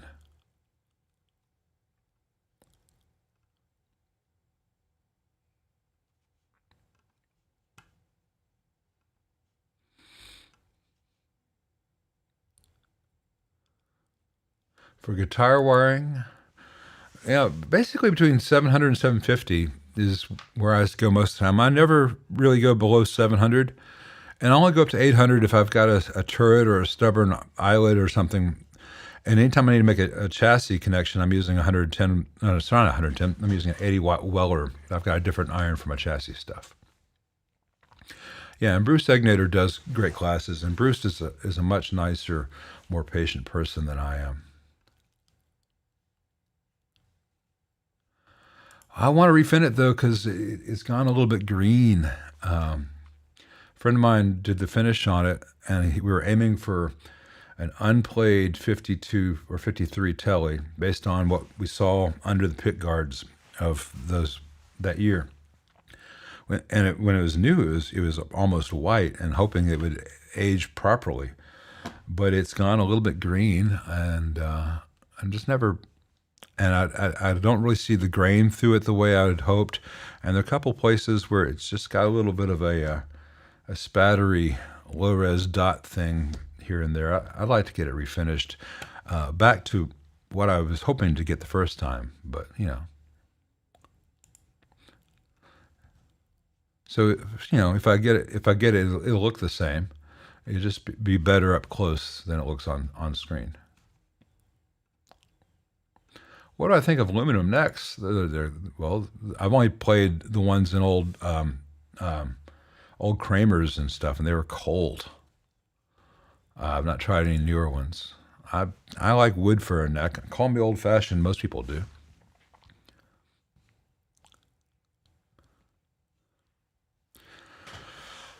All right. Wow. Either there are many fewer people or I'm talking a lot faster. We're caught up with the questions. Used to be I never would be.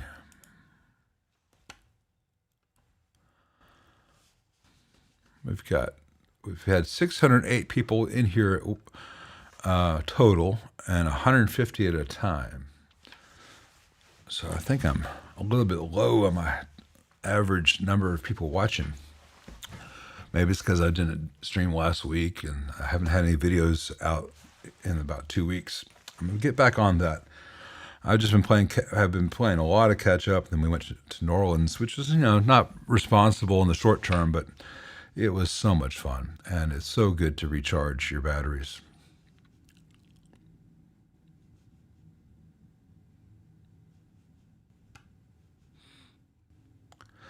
Well, I'll talk about NOLA in the last hour, I figure, unless we just run out of questions about guitar amps. So hands up. Who all's been in New Orleans? Okay, that's not going to work. I can't even see you, your damn hands. Travis Bean, yeah. Yeah, now, New Orleans, we were there Thursday. We got in about 2:30 o'clock on Thursday, and we left about 2 o'clock on Monday. Well, I'll tell a lie. We left New Orleans about 9 o'clock on Monday. We left Ocean Springs, Mississippi, about 2 o'clock on Monday, because the last morning I took Nikki down to Pass Christian and Biloxi and Ocean Springs. Got her toes in the Gulf of Mexico, and went to two of our favorite museums down there. New Orleans is in my top three cities: New Orleans, London, and New York. But I can't relax in New York. You know, you can. And New Orleans, it's funny when I'm in New Orleans. When I'm in New York, or if I'm in London, I feel like I'm at the center of the world. And when if I'm in New Orleans, I feel like I'm in a side channel. It's just its own little eddy, you know. Let's see. I don't. Hey, Brett. No bathroom remodel updates. I'm about to put the new front porch wood up. Nikki decided that she wanted to finish the front porch before we finish the bathroom, so I just got to put up 4x7 basically sheets of half-inch plywood, and then I'm going to cover that in quarter-inch beadboard panels. Get them first go to paint before I hang them, so that way the total thickness will be enough that the beadboard won't sag from joist to joist. Then get a 4-inch hole cutter, and I've got recessed LED lighting. The power already run for it, and the place where the ceiling fan's gonna go. So we're gonna have a beadboard ceiling, and I'm gonna paint it haint blue. You guys know about haint blue? It's a Southerner's test. Brett will know about haint blue. Let's see if the rest of you do. 6G3 Deluxe mods for the normal channel. What to do, if anything? Nothing. Sounds great. Are the transformers in the Fender Pro Junior any good? No. Nothing in the Fender Pro Junior is good. Thanks, XLja. I'm not sure how to pronounce that, but thank you very much. Appreciate that. Raw oysters on the half shell. I like raw oysters. Nikki does not. We compromised with some char grilled oysters, which were quite good as well. Goody's been to New Orleans, but only got to experience a tiny fraction of it. Yeah, you gotta let it seep in and get off Bourbon Street. Don't go to the tourist traps. Is New Orleans the pirate capital of America? Are you kidding? No, that's D.C. Do I know how to decipher CATS pot codes? Does one need an Enigma machine? No, you can Google it. They're out there. I know how to Google it. I don't remember it. Making a lovely front porch to play acoustic on. Exactly, Brad. For the 2 months out of the year when I can safely bring the acoustics outside. What are the ones that got away? Guitars and amps, etc. Well, 64 Deluxe Reverb that I stupidly traded for a JC120 because I was playing stages without good monitors and I couldn't hear the Deluxe Reverb. I was like 17 or 18. Kills me in retrospect.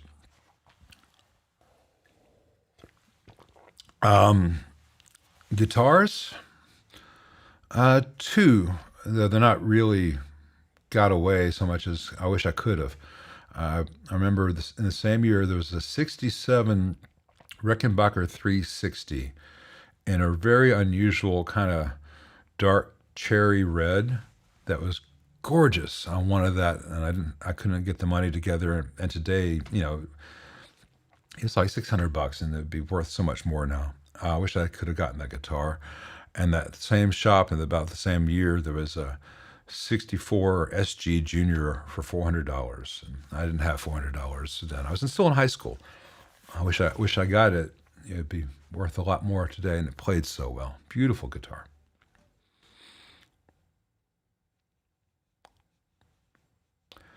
Yeah, no, Brad. I was young and dumb. Hey, Joe, appreciate that. Thanks, man. Any thoughts on the EVH 5150 2x12 cabinet? Well, I don't have any thoughts on that. I used to have a PV 5150 4x12 with the Sheffields, the first 5150 that came out. That thing sounded awesome. I used that with a classic 50, but I've not tried any of the Fender 2x12 stuff. Sorry. Haint blue, haint green. No, it's haint blue, Haint, because it's a color blue that's supposed to drive away evil spirits. I'm hoping it also drives away mosquitoes, because I don't know if I believe in evil spirits, but I know I believe in mosquitoes. So, speaking of evil spirits, we tried absinthe for the first time on this trip to New Orleans, and it is one of the most beautiful processes to see for disgusting taste. We'll never try it again. And I like licorice, and I like Raka and Ouzo, but man, I'm not an absinthe fan. But now I know that. I've tried it. I didn't even get the madness and hallucinations. I saw what I think is a new Fender Special Run 65 per issue with a 12-inch greenback. I don't think the greenback would be my choice in an open back 1x12 for the Princeton. But, you know, Fender is putting all kinds of combinations of speakers together and call them special editions, you know. If you like the sound, it is correct for you. It'd be worth listening to, even more than looking at it. Listen to it. But greenback traditionally would not be my choice for that amp.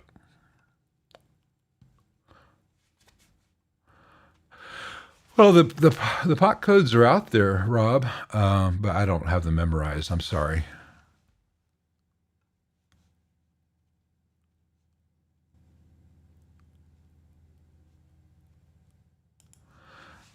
Excelja, I'm not sure what your question is.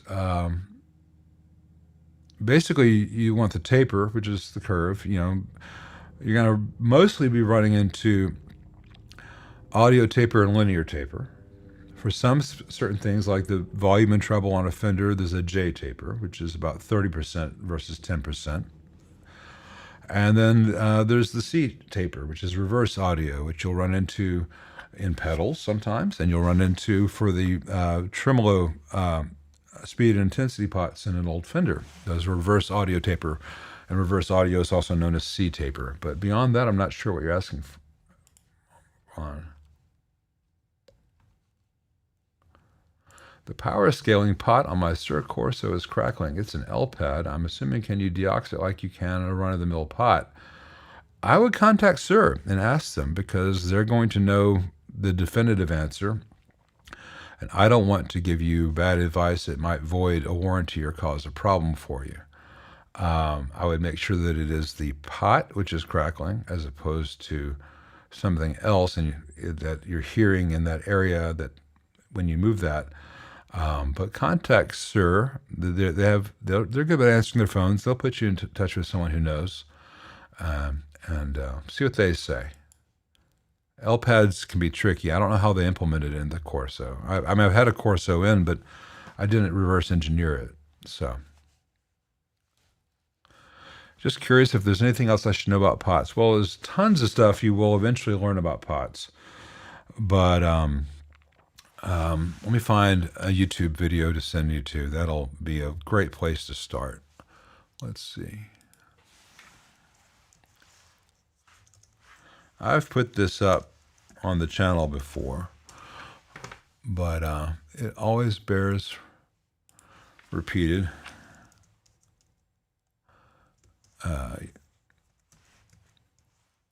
Let's see. Trying to remember his name. David something or other. I've got him subscribed to him. Where is he?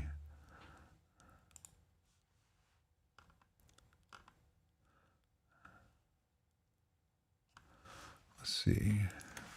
A2 guitars. David Collins, that's it. Just a second, guys. It's worth it. if I can remember how to spell common words. All right. Oh, what a shock. There's more than one David Collins in the world. Okay, I'm going to try potentiometers.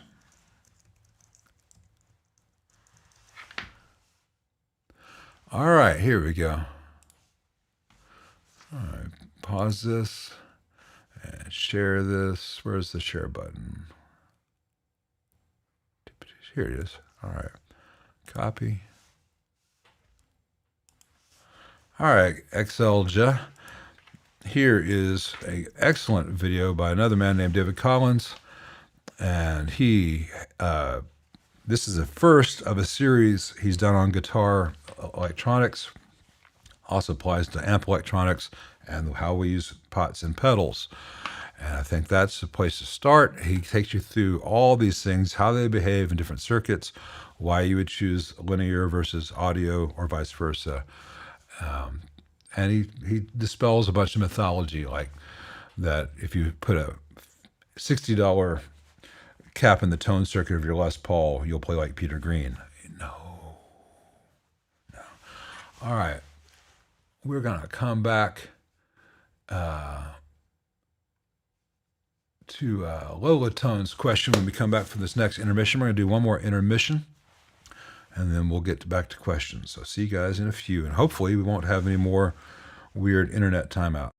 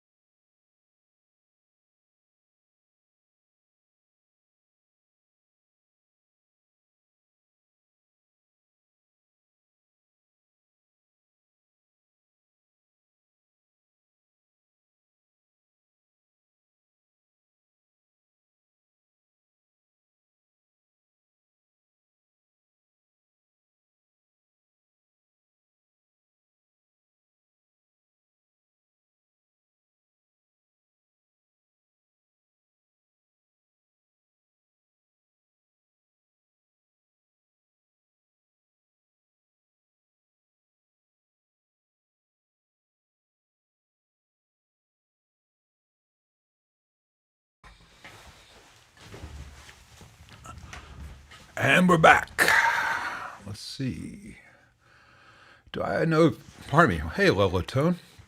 Do I know of any way to switch between two amps through the same speaker cab? That's very difficult because you need to give the first amp, I'm going to turn the volume off on my phone. You got to give the unused amp a safe load when you're using the second amp and vice versa. And you also need to have, make sure you have set up so that both amps aren't connected at the same time at the moment of switching. And that gets complicated, and there are heat issues. And it has been solved, but it's not an inexpensive solve. I would contact Dave Friedman at Friedman Amps and see what when he builds rigs for his players in LA, which he's using, because you really cannot mess that up. I have made some one-offs that do this, but it is tricky to do. It's usually not the best way to do it. Usually you want to only have one amp connected to a speaker at a time. And when you do it properly, it costs money. And if you find a cheap solution, it's a bad solution. Any thoughts on the EVH Iconic series? Oh, you evil man. Yeah, avoid them. They're crap, but you know that. Has there been a lot of PV mentioned tonight, or is it just me? Well, it's the afternoon here, so no, there's been no PV mentioned tonight. But PV has been a constant in the industry until about 10 years ago, and they decided just to make themselves go away for no good reason. I think oysters, from raw to various ways of cooking them, are all wonderful things. I like oysters Bienville very well. I don't care for Thermidor, and I find Rockefeller kind of boring, but I like raw, and I like Tabasco, but I prefer Crystal or Louisiana. Did I have a Sazerac at the Continental? No, Jared, I don't care for Sazeracs. Neither does Nikki, but she had a wonderful Pim's Cup. I mostly had beer and wine. I don't think I had any cocktails this trip other than the absinthe, which we'll not do. And no, actually, Brad, the absinthe at the old absinthe house did contain wormwood. It is no longer banned in the States. If there's an absinthe bar on Beale, I don't know, because I don't go to Beale Street as much as possible, as much as I can avoid it, and I don't go at night. Let's see. Saw the horror stories about vintage guitars sold and amps not purchased, and we can all have a cry together. Ampman 5863 is the reason the cathodion phase inverter for bigger bottles not working so well due to the difference between output impedance of the plate and a cathode, especially when overdriven. I don't think that's so much the issue, though. I mean, one person's design flaw is another person's, ooh, listen to that character. The main issue is the reason that we wanted to have amps with bigger tubes, 606s and 34s, etc., was to have greater output. And from the perspective of the designers at the time, whether that designer would be Leo Fender or Jim Marshall copying Leo Fender with some tweaks based on local availability, and then later high watt and stuff. The goal was louder, clean output. Those amps were never designed to be overdriven. That was an accident. And so the cathodion phase inverter was always a compromise to get a positive and negative swing out of one triode, essentially, versus a long-tailed pair Schmidt phase inverter. But the long-tailed pair is also going to give you a cleaner, more efficient output, which is the reason that most of the amps, when they went to the larger bottle tubes with higher plate voltages, which were only really available in the early 60s with the advent of affordable diodes rather than using tube rectifiers, the amps which had larger bottles also tended to have long-tail pair phase inverters. Now, if you go to the extreme, you can go like the Ampeg SVT, where you have long-tailed, you don't have a long-tail pair phase inverter, but you have cathode followers on the output of the phase inverter proper, which does a very efficient current drive, even louder and cleaner. So I think it is a correlation, but not a causality, if that makes sense. What manufacturer is making the highest quality reverb tank these days? And it's the two-spring medium decay, the correct replacement for getting close to the original sounds. Somebody's been watching my videos. Yeah, of the modern tanks, the two-spring medium decay sounds the most like the old Acoutronics and earlier long decay tanks used by Fender. And of the ones on the market today, I think the MOD and the Ruby and the Mojotone and the TAD are all made in the same factory because they all seem to have the exact same design, and then the other ones are the Belton Acoutronics. And the MOD, Mojotone, TAD design is the more rugged of the two. The one that Belton Acoutronics is making now is a bad joke in comparison. And of all those, I find that the Mojotone sounds the best. The Mojotone sounds the most like the old tanks. That doesn't sound precisely like the old tanks, but it's the closest. Now, there's a company, what is it? Surftone. It's not Silver Surfer, something like that. Makes a very nice sounding tank, but it's made for them by Belton Acoutronics, so it's a very good sounding tank with very bad build quality. It's not their fault. It's a very small market. They can't be set up to make the damn things. They just have them made to their spec. But sadly, they're being made by Belton, so it's a good sounding, poorly built unit, whereas Mojotone has a very good sounding, comparatively better built thing. Surfy Bear, that's right. So no offense to Surfy Bear, they're doing the best they could, and they got to deal with Belton Acoutronics, and Belton Acoutronics makes crappy PCB, not PCB. The connectors inside those tanks are just really, really poor.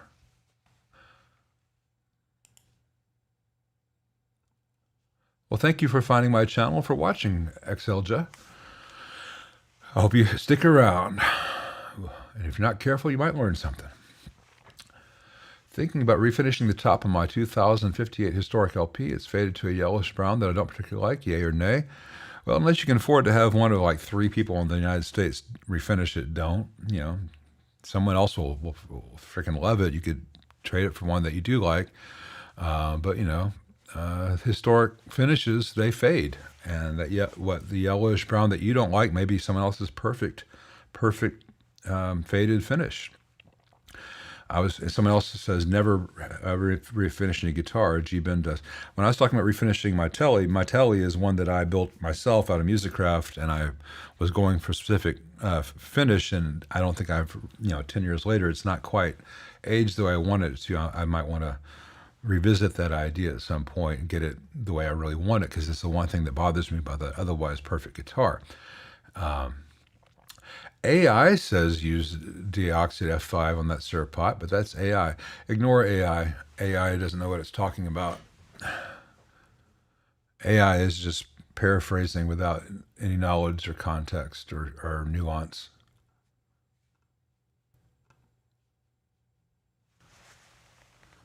Let's see. Bass player that just finished restoring a 69 Sun 2000S or 200S during the stream. Oh wow, those are interesting amps. I have the historic Ampex, Fenders, and Marshalls covered. What's next? High watt. Just looking to explore into cool circuits. Well, for bass or for guitar. But the next two classic ones, 3 classic ones you should explore would be Vox, high watt, and probably I'd say Gibson or tweed Fender if you don't have tweed Fender, unless you have all the tweed Fenders, in which case you probably don't need like a Gibson GA18 RT, V, whatever it is, which is pretty much 57 Deluxe with Tremolo. But, high watt and Vox for guitar, for bass, high watt. Or, pretty much high watt.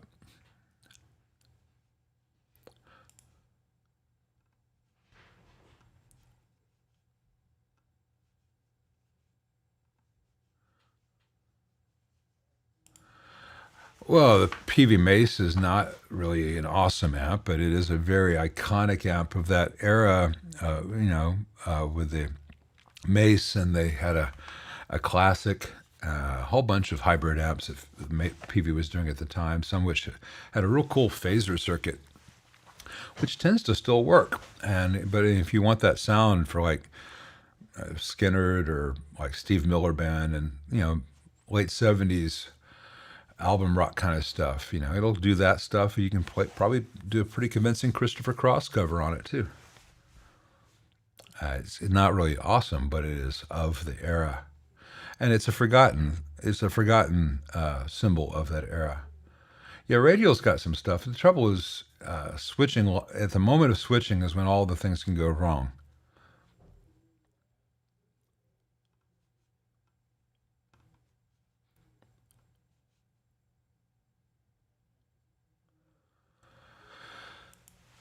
XLJ isn't a huge fan of orange amps. I'm a millennial, so my history is short. Hey, I'm glad to have younger people here because, it can't just be a bunch of guys older than me sitting around talking about how good things used to be. What is my opinion of the company and their products over the years? Currently using an OR30. I love it. Well, I'm really glad you love it. There are two eras of orange with which I'm familiar, and there's probably been some in the middle that I'm unaware of because of distribution. There's the original company, Orange and Matte Amp, and those things were very, very overbuilt and very unique and very cool in a certain way. But,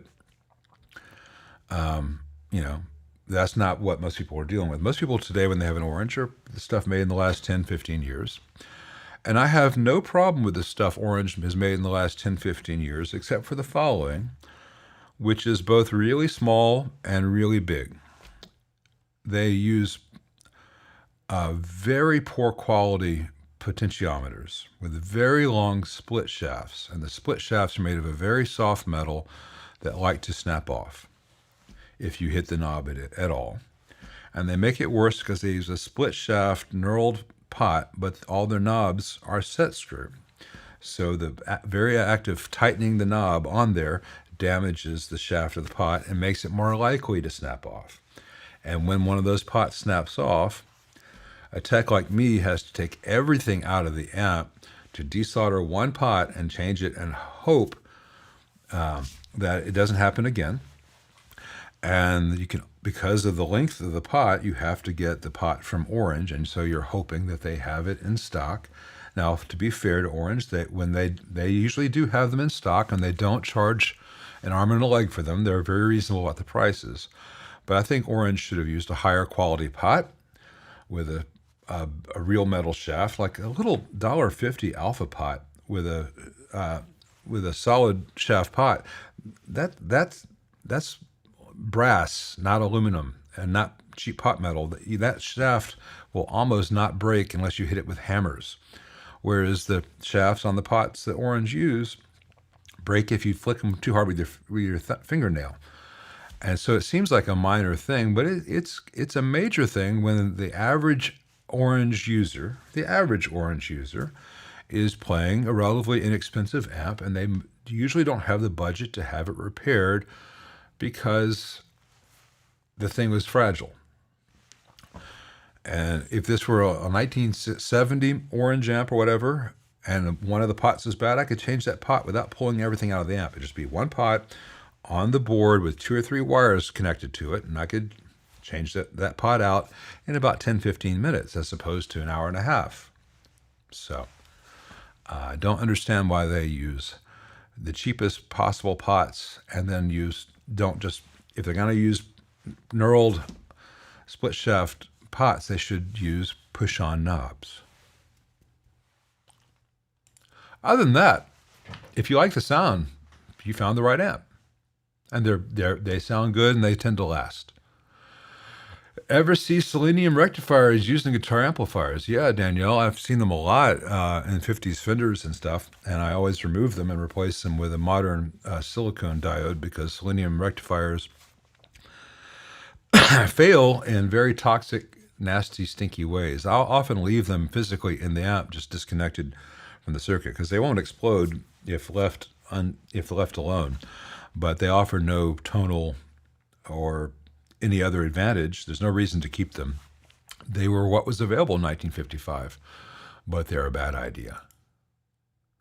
Have I heard of, or do I have any plans to check out the Verellen solid-state tubes? I have heard of them on these streams. I will check them out if they actually happen. They seem to be like an infinite Kickstarter, always about to change the world, never quite coming out and doing anything about it. If they become on the market, for real, and someone sends me one or an app comes in with them, I will certainly check them out. I imagine when the actual drop-in tube replacement thing happens, and hopefully it happens within the next 10 to 20 years, where you can put a thing in and it fits in a 12AX7 and you flip the switch from 12AT to 12AX versus 12A, whatever the form it takes. Or maybe you hook it up to USB-D at that point and just tell it, control the modeling of the tube itself. When that happens, it's probably going to say Roland or Korg or Yamaha on it, not a small company that you'd never heard of, because it takes a lot of R&D to develop that kind of stuff. So I expect when that solution comes, it's going to come from a company like Yamaha or Roland, not from something that gives me a little bit of a fly-by-night vibe. Now, hopefully I'm wrong and they come up with something that just makes the world great and they're fantastic.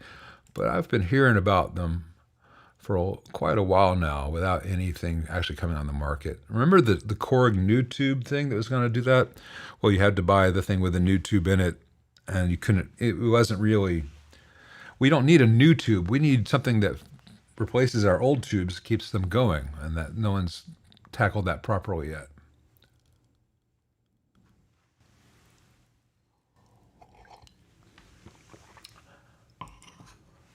Shaka-san. I never see the super sticker, but I always appreciate the written description of the super sticker. Goody Guitars always got that one ready to go, and I appreciate that.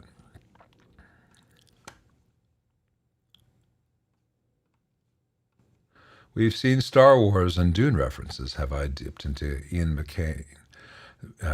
M. Banks, the culture novels? I have not, but I'll check that out, John.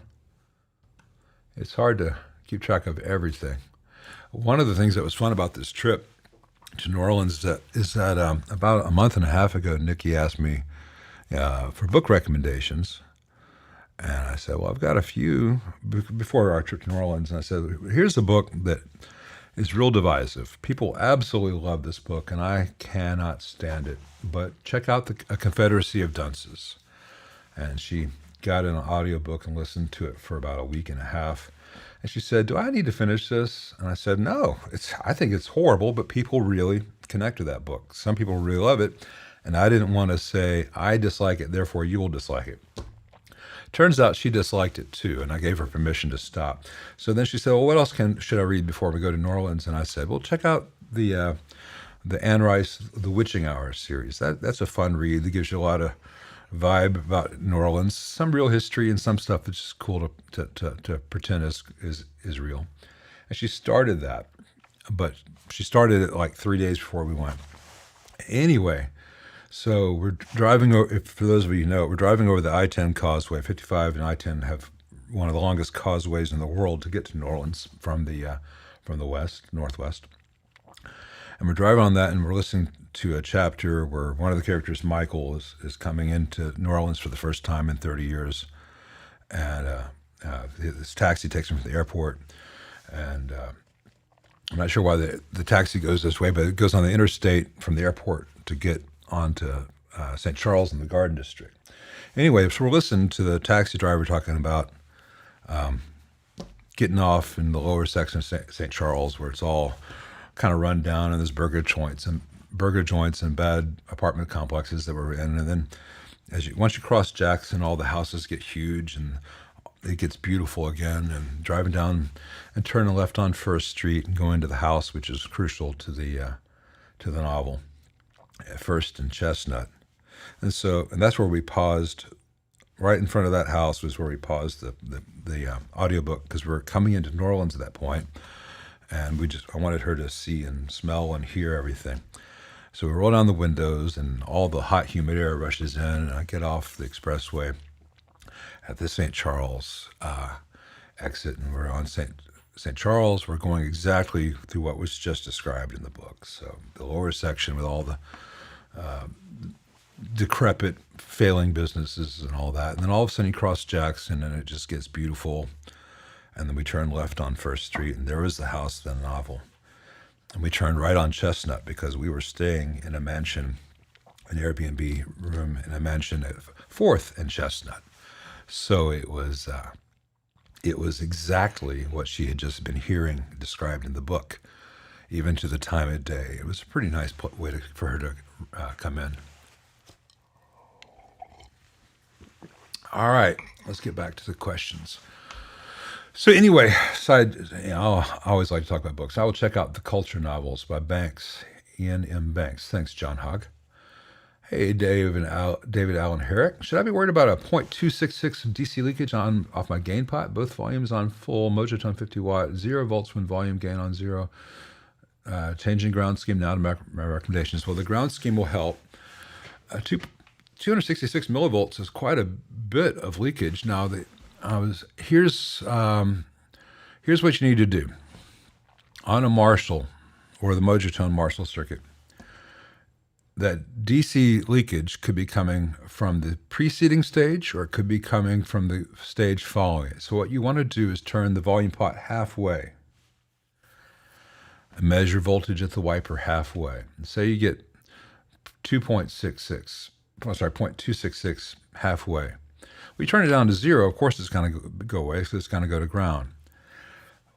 Measure lug 3, the rightmost lug, when the pot's halfway down. If you're 0.266 at the wiper, but you're at like 0.05 at the input, then the voltage is coming from the grid of the tube. If you're at 0.266 at the wiper, but the pot's halfway, and you're at 0.4 on the rightmost lug, then the cap ahead of it is leaking. It's probable that if it's a new Mojotone build, you don't have a leaking cap ahead of it. What could be happening is you have a bad ground, so there's no path for the DC to go away after that coupling cap, or you have a bad triode of the following stage, which is putting DC on its grid, which is then injected into the volume pot, or maybe even if it's a you don't say if it's a 2203 or a 1987. If it's 1987, there's 470K mixed resistors between the next stage and that volume pot. You might be able to measure on either side of that resistor, see if the voltage is different. It could also be a tube which is misbiasing, but in a new build, it's most likely to be either a bad 12X7 in the following stage, which is just getting DC on its grid, or you don't have a good path to ground on that volume pot, and so the DC can't, after that coupling cap, has nowhere to go, so it's still there.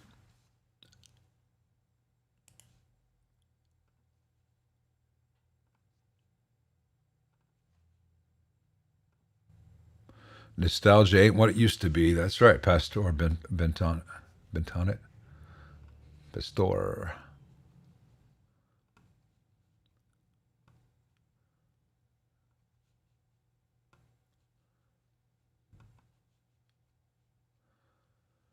Set screws usually hold very well on brass shafts. Good guitars. Hey, Terry Dimmel. Let us know what you find on the Marshall modded series. Well, Martin, I'm glad that you're here. I'm not bemoaning the fact that people older than me are here. I think it's fantastic, but I don't want it just to be Brad and then people my age and older here. I want to have more people who are younger. I'd like to have girls, boys, those in between, because I know how the Gen Zs go in these days. Whatever. I just want everyone who likes music and guitar and all this to be here. You know, I know my gray hair probably keeps some of the youngsters away, you know, because I look old and out of it, but I don't feel old. But, you know, 31. All right. DaCosta's 31. Very good. I'm 54, but every morning I wake up, I'm still 28 until I look in the mirror, and then reality just, you know. But mentally, I'm still 28. When I was first starting out, how did I set my pricing for my business and services? Any tips? I think I started out at like $20 an hour. I need to raise my rates, but I feel bad doing it. But everything else in the world is raising my prices, you know. I think I need to raise my rates a little bit. Basically, you look at what's competitive in where you are. You know, if you're in LA or Manhattan, where utilities and leases, rentals, you know, the cost of living is so much higher, you have to charge more. So if I were in LA or New York, I'd probably be charging $200 an hour and people would be paying it. I'm in Memphis, a lower cost of living. I'm certainly not at that.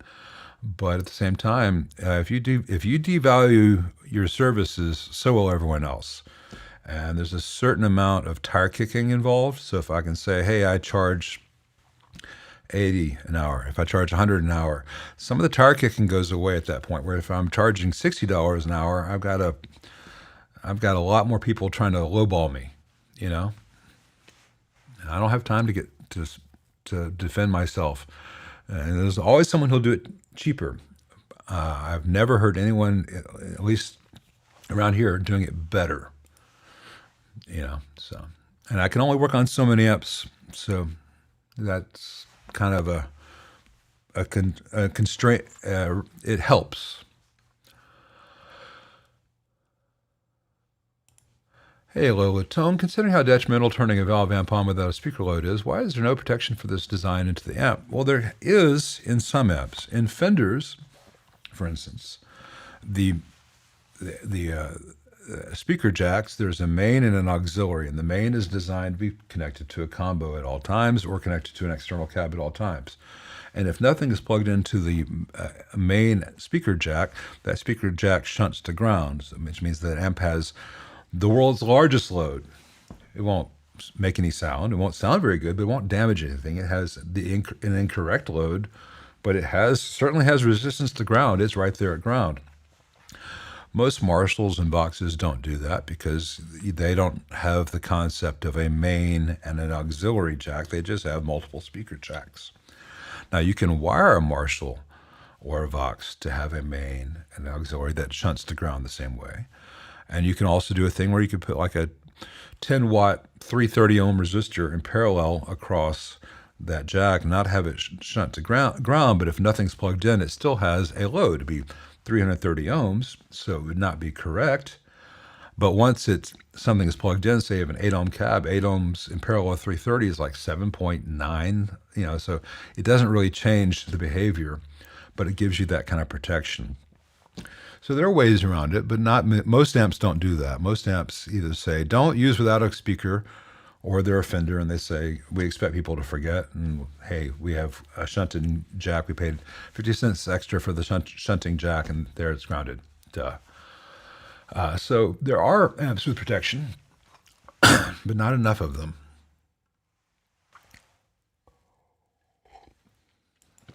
Thinking about how to add series parallel switching to a 2x12 cab. What is more reliable in my opinions? Metal switchcraft jack and a good switch, or 2 switching cliff jacks? Switchcraft and Carling is the way to go with anything like that. I love cliff jacks. Cliff jacks are great for many, many things, especially if you need to control the ground scheme and make sure you don't have any ground loops. I love cliff jacks. But for a speaker connection, especially on a speaker cabinet, I much prefer a switchcraft jack. It grabs the plug a lot better. It's not going to pull out easily. It's just going to hold up a lot longer. And use a Carling switch. You know, if you use an NKK or Mountain or some other really high quality switch, that's fine. But typically you're going to want to use Carling. And I'm not a big fan of series parallel switching. Because it's an unnecessary complication, and every additional option you add to a system as a whole makes another point for a failure. And I like to keep things pretty much bulletproof. But if you must do it, use a switchcraft, switchcraft jacks and a Carling switch. You can in a speaker jack, you could do it with just some normal link tricks, in which case you may be better off with cliff jacks. Just do it as normal. You plug into this one by itself, you get both of them in one configuration. Plug in this one, you get stereo. That's how you can do that kind of thing. You can get in the weeds, but when as much as possible, use switchcraft. Yeah, and Brad says, like, you can also add flyback diodes on the output tubes to give some further protection against not having a load. Why did I say a lobe? I don't have a lobe. I'm smooth. I don't have boomer vibes. Well, that's good. I'm not a boomer. I'm Gen X, man. I was cool until about 15 years ago.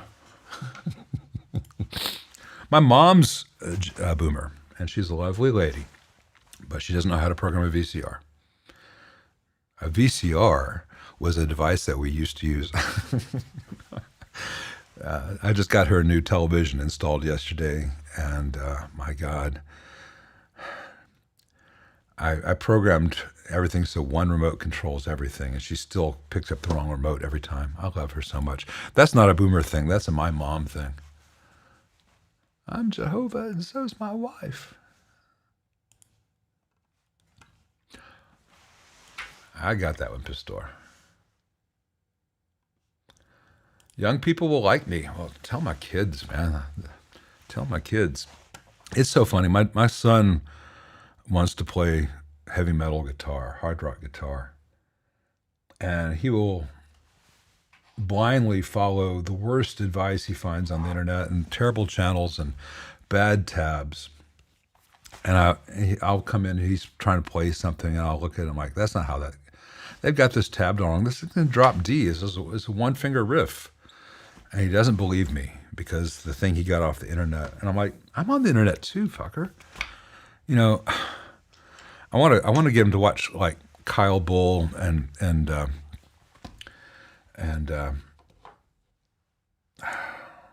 oh, I'm sorry, I've been out of YouTube this week. I've been in New Orleans. Leon Todd. I want to get my son to watch Leon Todd and Kyle Bull's channels, get him real invested in that. So next time they do a stream, then they call me out. Maybe my son will be like, oh, maybe I should listen to Dad. It doesn't matter if I don't play metal. I can listen to a song that's in drop D. That riff is not this. That riff is do do do do do. You know, and that harmonic that they tab out at like the 12th fret. No, it's a pinch harmonic, dude. Don't make life so hard. It doesn't matter if I don't play like that. That's I can hear it. I do rock though. I do rock. I just don't want to sound like System of a Down like he does. What do I think of this Fender Super Champ XD? Super meh. Sorry, it's not a good. It's not a good amp. See the first hour where someone is asking how to fix one. The Fender just screwed over their DSP users. They just screwed up. They can't stick to a business model for their stuff that uses DSP. There are better amps than that. I'm not gonna get in. I'm not gonna get into people's attitudes. You know, I can see why people might dislike Kyle Bull because he does have amp acquisition syndrome and a bit of I can see people taking this a bit showy off, but I don't know the dude, and I have no vested interest either way. But just as an example of someone with whom I've interacted on YouTube, who knows who I am and I know who he is, and he does the kind of music my son seems to want to do. I'm like, you know. The guy that you watch, you know, I can't remember the guy that my son watches all the time. Real popular heavy metal player. I can't remember his name. Anyway, I need to remember who the guy is, and then reach out to him as YouTube. It's just one of these channels needs to say. And by the way, this one goes out to your dad's cooler than you think, you know. But yeah, Ola England. That's the guy. Yeah. My kid loves Ola England.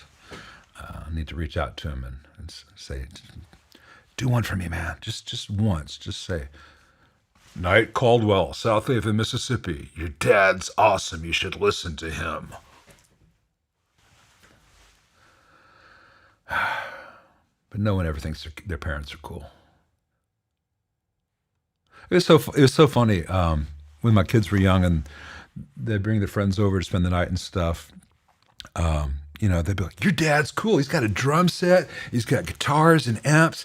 And, you know, and they let us watch whatever we want. Not really, but they thought we let them watch whatever they want because we let them watch Harry Potter without getting like signed permission from their Protestant bishop or whatever. You know, all my kids' friends thought I was the coolest. My kids have never ever seen it.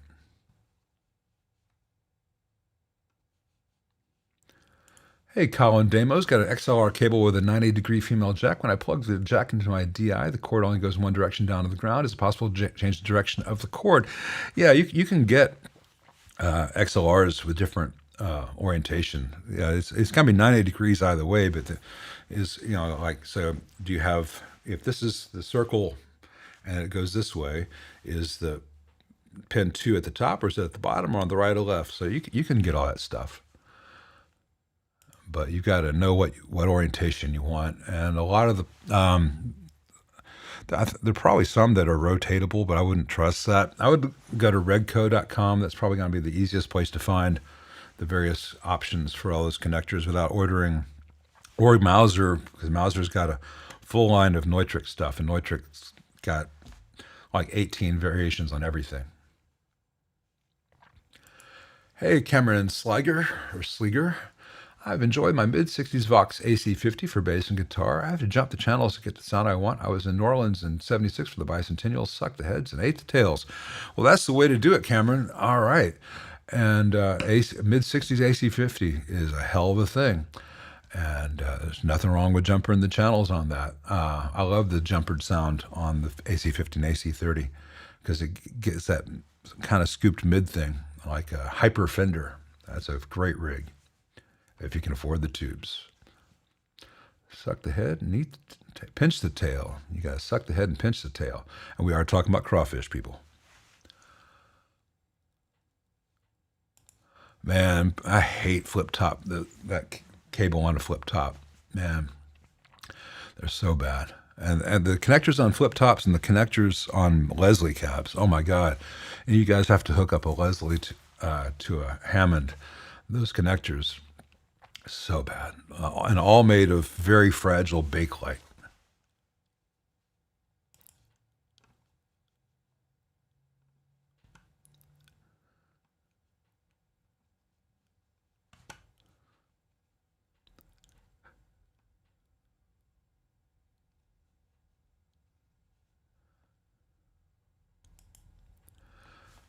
Well, which David Lynch movies was she discussing? That's what I want to know, Pistor.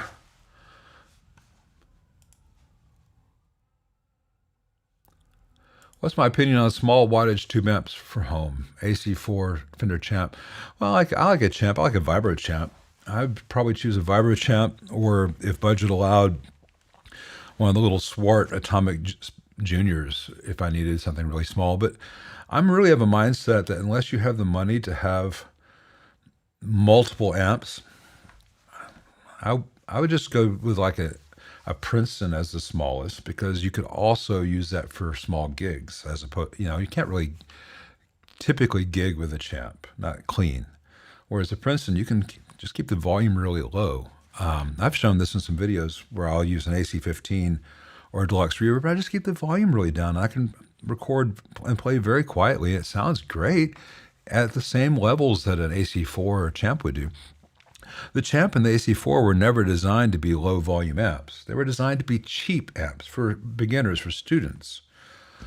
That doesn't mean that that's the best option for low volume. You can get a low volume out of a Princeton. You can get low volume out of AC30. You can get low volume out of a deluxe reverb. You cannot get low volume out of a 100-watt Marshall. It ain't there. But there are a lot of amps where you can get a great sound at a very low volume, but that's not the only volume the amp is capable of.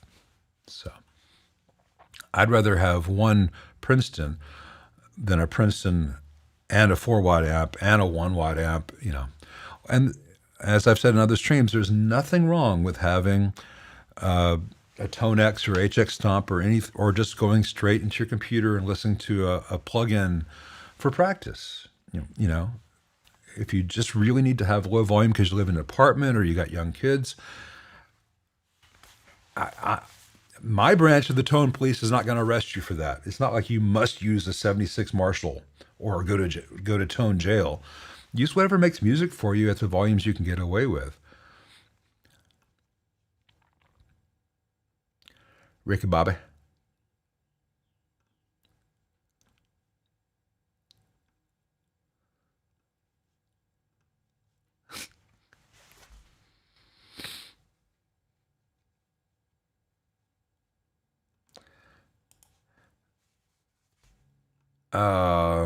It's cool. We all get opinions. I mean, Brad and I have microphones, so our opinions are louder, but everyone gets to have their opinion as long as we're all respectful of each other. And I don't. You know, it sounds hypocritical of me because I'll say that, hey, dude really shouldn't make amps with wooden boards because they catch on fire. Or I'll say amps should not be marketed as made in the United States when they're made in Malaysia. You know, and name those companies.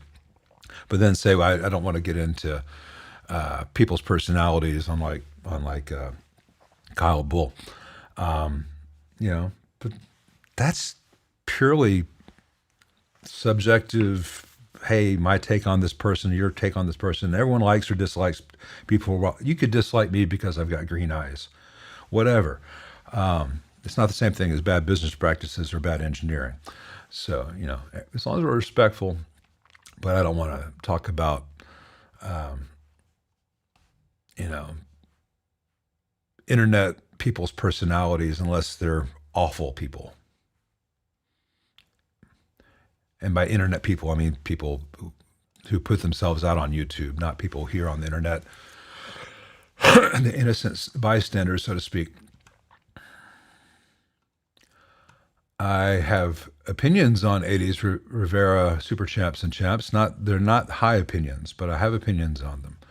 I would not buy a Champ after 1979, 1980, and I would not buy anything that says Super Champ. Same way I would not buy the Princeton recording model. They're not good. Hey, Max Guns. I'm not loving my new 68 Custom Pro Reverb. I'm thinking about a 70s Vibro Champ for home practice instead. What do I think? Well, they're very, very different amps. The new Custom Pro Reverb is not actually a 68 Pro Reverb. A Pro Reverb in 1968 was a twin reverb with two 6L6s. So a little bit not as loud, but, you know, two speakers, two 6L6s, two channels. What you've got is a one-channel version of that with one speaker, which is a 40-watt, you know, is the amp people wanted for years, a 40-watt 1x12 with reverb and tremolo. Basically a giant deluxe reverb. Fender never made it till they do now. And I like the sound of that new Pro Reverb, even if it's not a real historic Pro Reverb. But a 70s Vibro Champ is 180 degrees in the other direction. And like I said before, I would much rather have a Princeton than a Champ or even a Vibro Champ because you have more use out of the amp. You have a small, it can be quiet and it can be loud enough for a gig. And I like the sound out of a Princeton more than I like the sound of a Vibro Champ. A lot of that comes down to the speaker. But if you like the sound of a Vibro Champ, that's great. But I don't think it's I don't think it's Vibro Champ versus Pro Reverb. That's like bicycle versus Mercedes. They're for two different things.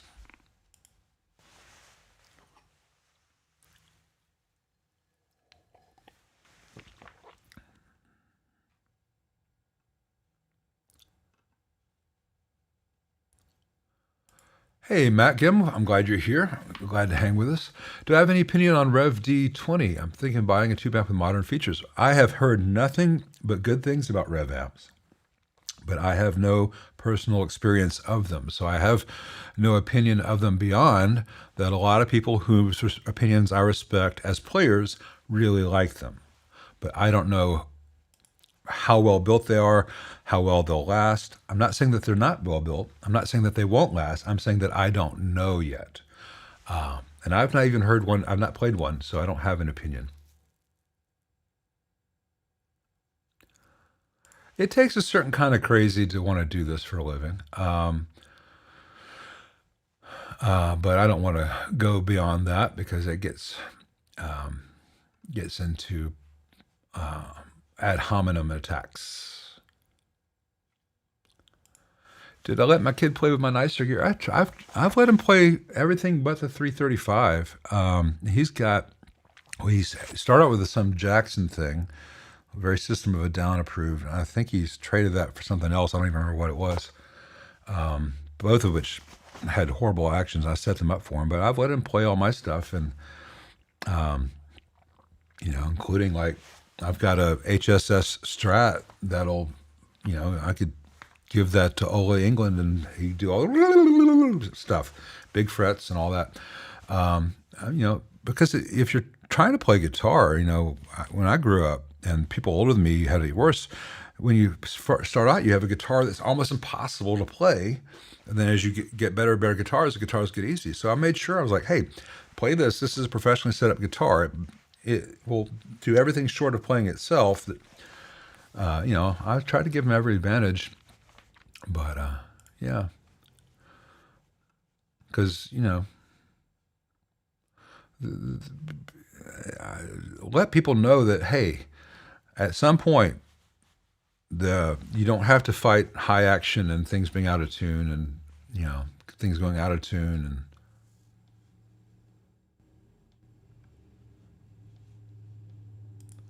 yeah, well, it depends on which champ, though, Chris Fit. I know that it's so many variations that Fender's done under the champ name. Yeah, some of them you can bypass the DSP, some of them you can't. Thanks for being here, man. Who makes the best Princeton hand-wired? I do, but I'm too busy to make one. You'd probably be best off in the meantime checking Headstrong.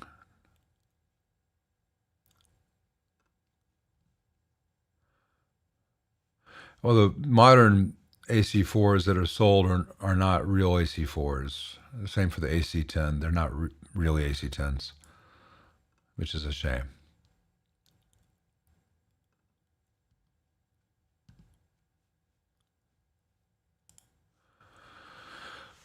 You let your kid watch Wild at Heart. Wow. That's a bizarre movie. I mostly remember it because of Laura Dern. Blue Velvet, I don't think is actually that good. It was just so weird at the time. Elephant Man is fantastic.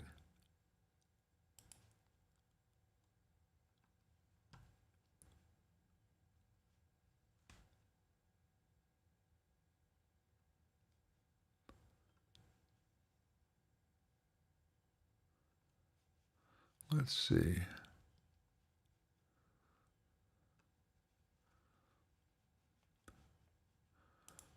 Well, you should have been here earlier when the guy from Dune himself was here, Mr. Atreides himself. Man, I saw David Lynch's Dune in the theater in, was that 82, 83? It was so bad. I wish it had not been. I've not seen the new ones because I read all the Dune books and they got more and more fascist, and I don't like it. Just bizarre where that world went. Let's see, Curtis Price. My rebuild 1987X has a problem with a too strong bass resonance when playing a C chord. Different guitars and speaker cabs, same problem. Why? Oh, that's interesting. On a C chord. But it's a rebuild 1987X, so I don't know who rebuilt it, and in what ways does it vary from a standard 1987? Did someone add a resonance circuit? That can do it, but I don't know what, if it's not a straight 1987, I don't know. I can't speculate too much.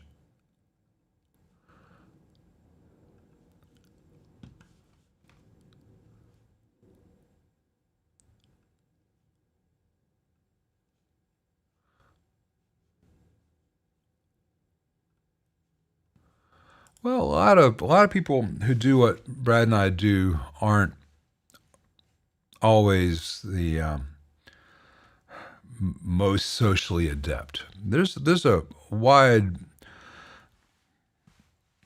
Most engineers don't have great interpersonal skills. I'm not saying all, and I know and respect and like a lot of engineers, who many of whom know a lot more about the electronics than I do, at least in terms of dropping all the terminology. But they don't really need to do a 3-hour impromptu talking session with humans. So, I think Brad and I are both in the kind of sweet spot where we grok all the hard stuff, but we can actually speak to regular people without alienating too many. No promises about not alienating anyone, but I have no idea what Morgan's current state of production is like. I don't think he would take my phone call if I were to inquire. All right, Freedom Grower, I've answered this already in the stream, and I'm not singling you out, speaking of not alienating people, but to those of you who are new here, when you ask a question, I will get to it. Please only ask it the once. Right now, if you want a better Princeton reverb than a Fender, go get a Headstrong. You'll be happy. Or see if Tone will sell you a pre-assembled kit. Those are also quite good. But it's not that I'm upset or anything, but when you ask a question and it seems like I'm not answering it, it's not because I've skipped it. It's because I'm like 30 minutes before I get to your question. So if I see it more than one time, I think that I've hit the scroll button and I'm in the wrong part of the chat. It's a lot easier if everything just stays in sequence.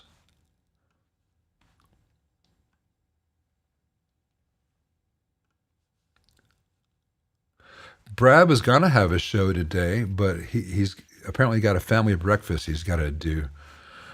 So maybe he'll do a pop-up stream later today. Bug him about it.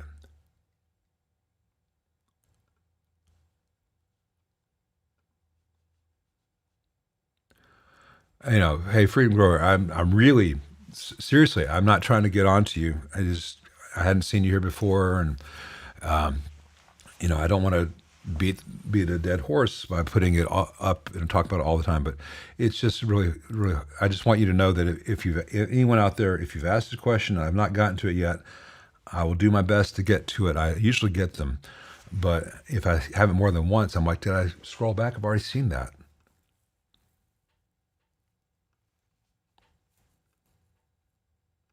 Lynch could be fantastic, and then Lynch could also just be weird. Like I watched I watched all of Twin Peaks expecting there to be a point.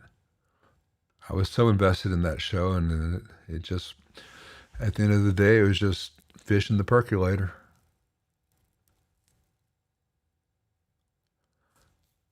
Yeah, Jodorowsky.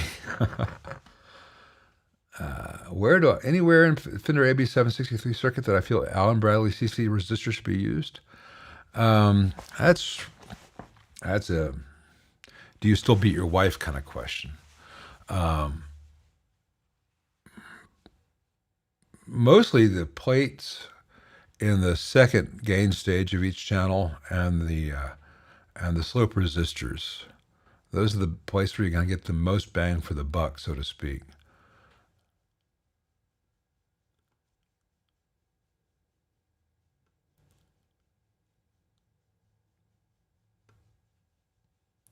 Try to have a regular conversation with an attorney. Well, I'll tell you what, I was raised by an attorney. And people don't like arguing with me because I was trained from a very early age. And if you couldn't hold your own in an argument, you weren't encouraged to speak at the dinner table. So when I actually get into arguments with people, they don't usually enjoy it because they're losers. All right. We're about time to wrap this up. I'm not going to get to every question today. I've tried to. I've gotten to all the ones up to this point, and we're going to have to do this again. We missed all the legumes references. Sorry. Well, next time we'll try to get some more legumes in here. I'm gonna pop this in the stream for those 7 of you who might care, but I have like 500 photos. That sounds horrible, right? They're really good photos for the most part, up of our trip to New Orleans last weekend here at Flickr. For any of you who want to learn more about my life or New Orleans, if you're from around the world and want to see what New Orleans is like, if you're not just going to get pissed on Beale Street, you know, or those of you who just like photography, check that out. You might really enjoy it. Hey, thank you, C Music Journey. New content coming. Yeah, Richard, I'll be having some videos coming up this week. I'm gonna be getting back into it. You know, I've just had a lot of stuff I had to get finished, and doing a video, sometimes I didn't have time. C Music Journey, thank you very much. Hey, getting you back in photography. Very photo walk in 10. Hey, yeah, I mean, it's so fantastic. Well, you're going to enjoy the New Orleans photos I just put up there then. And Martin Reed, if you're still here, I think you'd enjoy it, seeing what the world's like when it's not always cold. All right, I will see you all again soon. For those of you whose questions I did not get to, come back earlier. I always answer the stuff asked in the first 2.5 hours. It's just the last bit. I've got to end it somewhere, and that somewhere is coming up about now. But yeah, I've got a 62 concert to finish up, and then I've got 2 bassmen to finish up, and then I've got a bunch of other stuff in the queue. So it's going to be a lot of recapping this week, and hopefully some harmonic trim in all its chewy goodness. See you guys next time.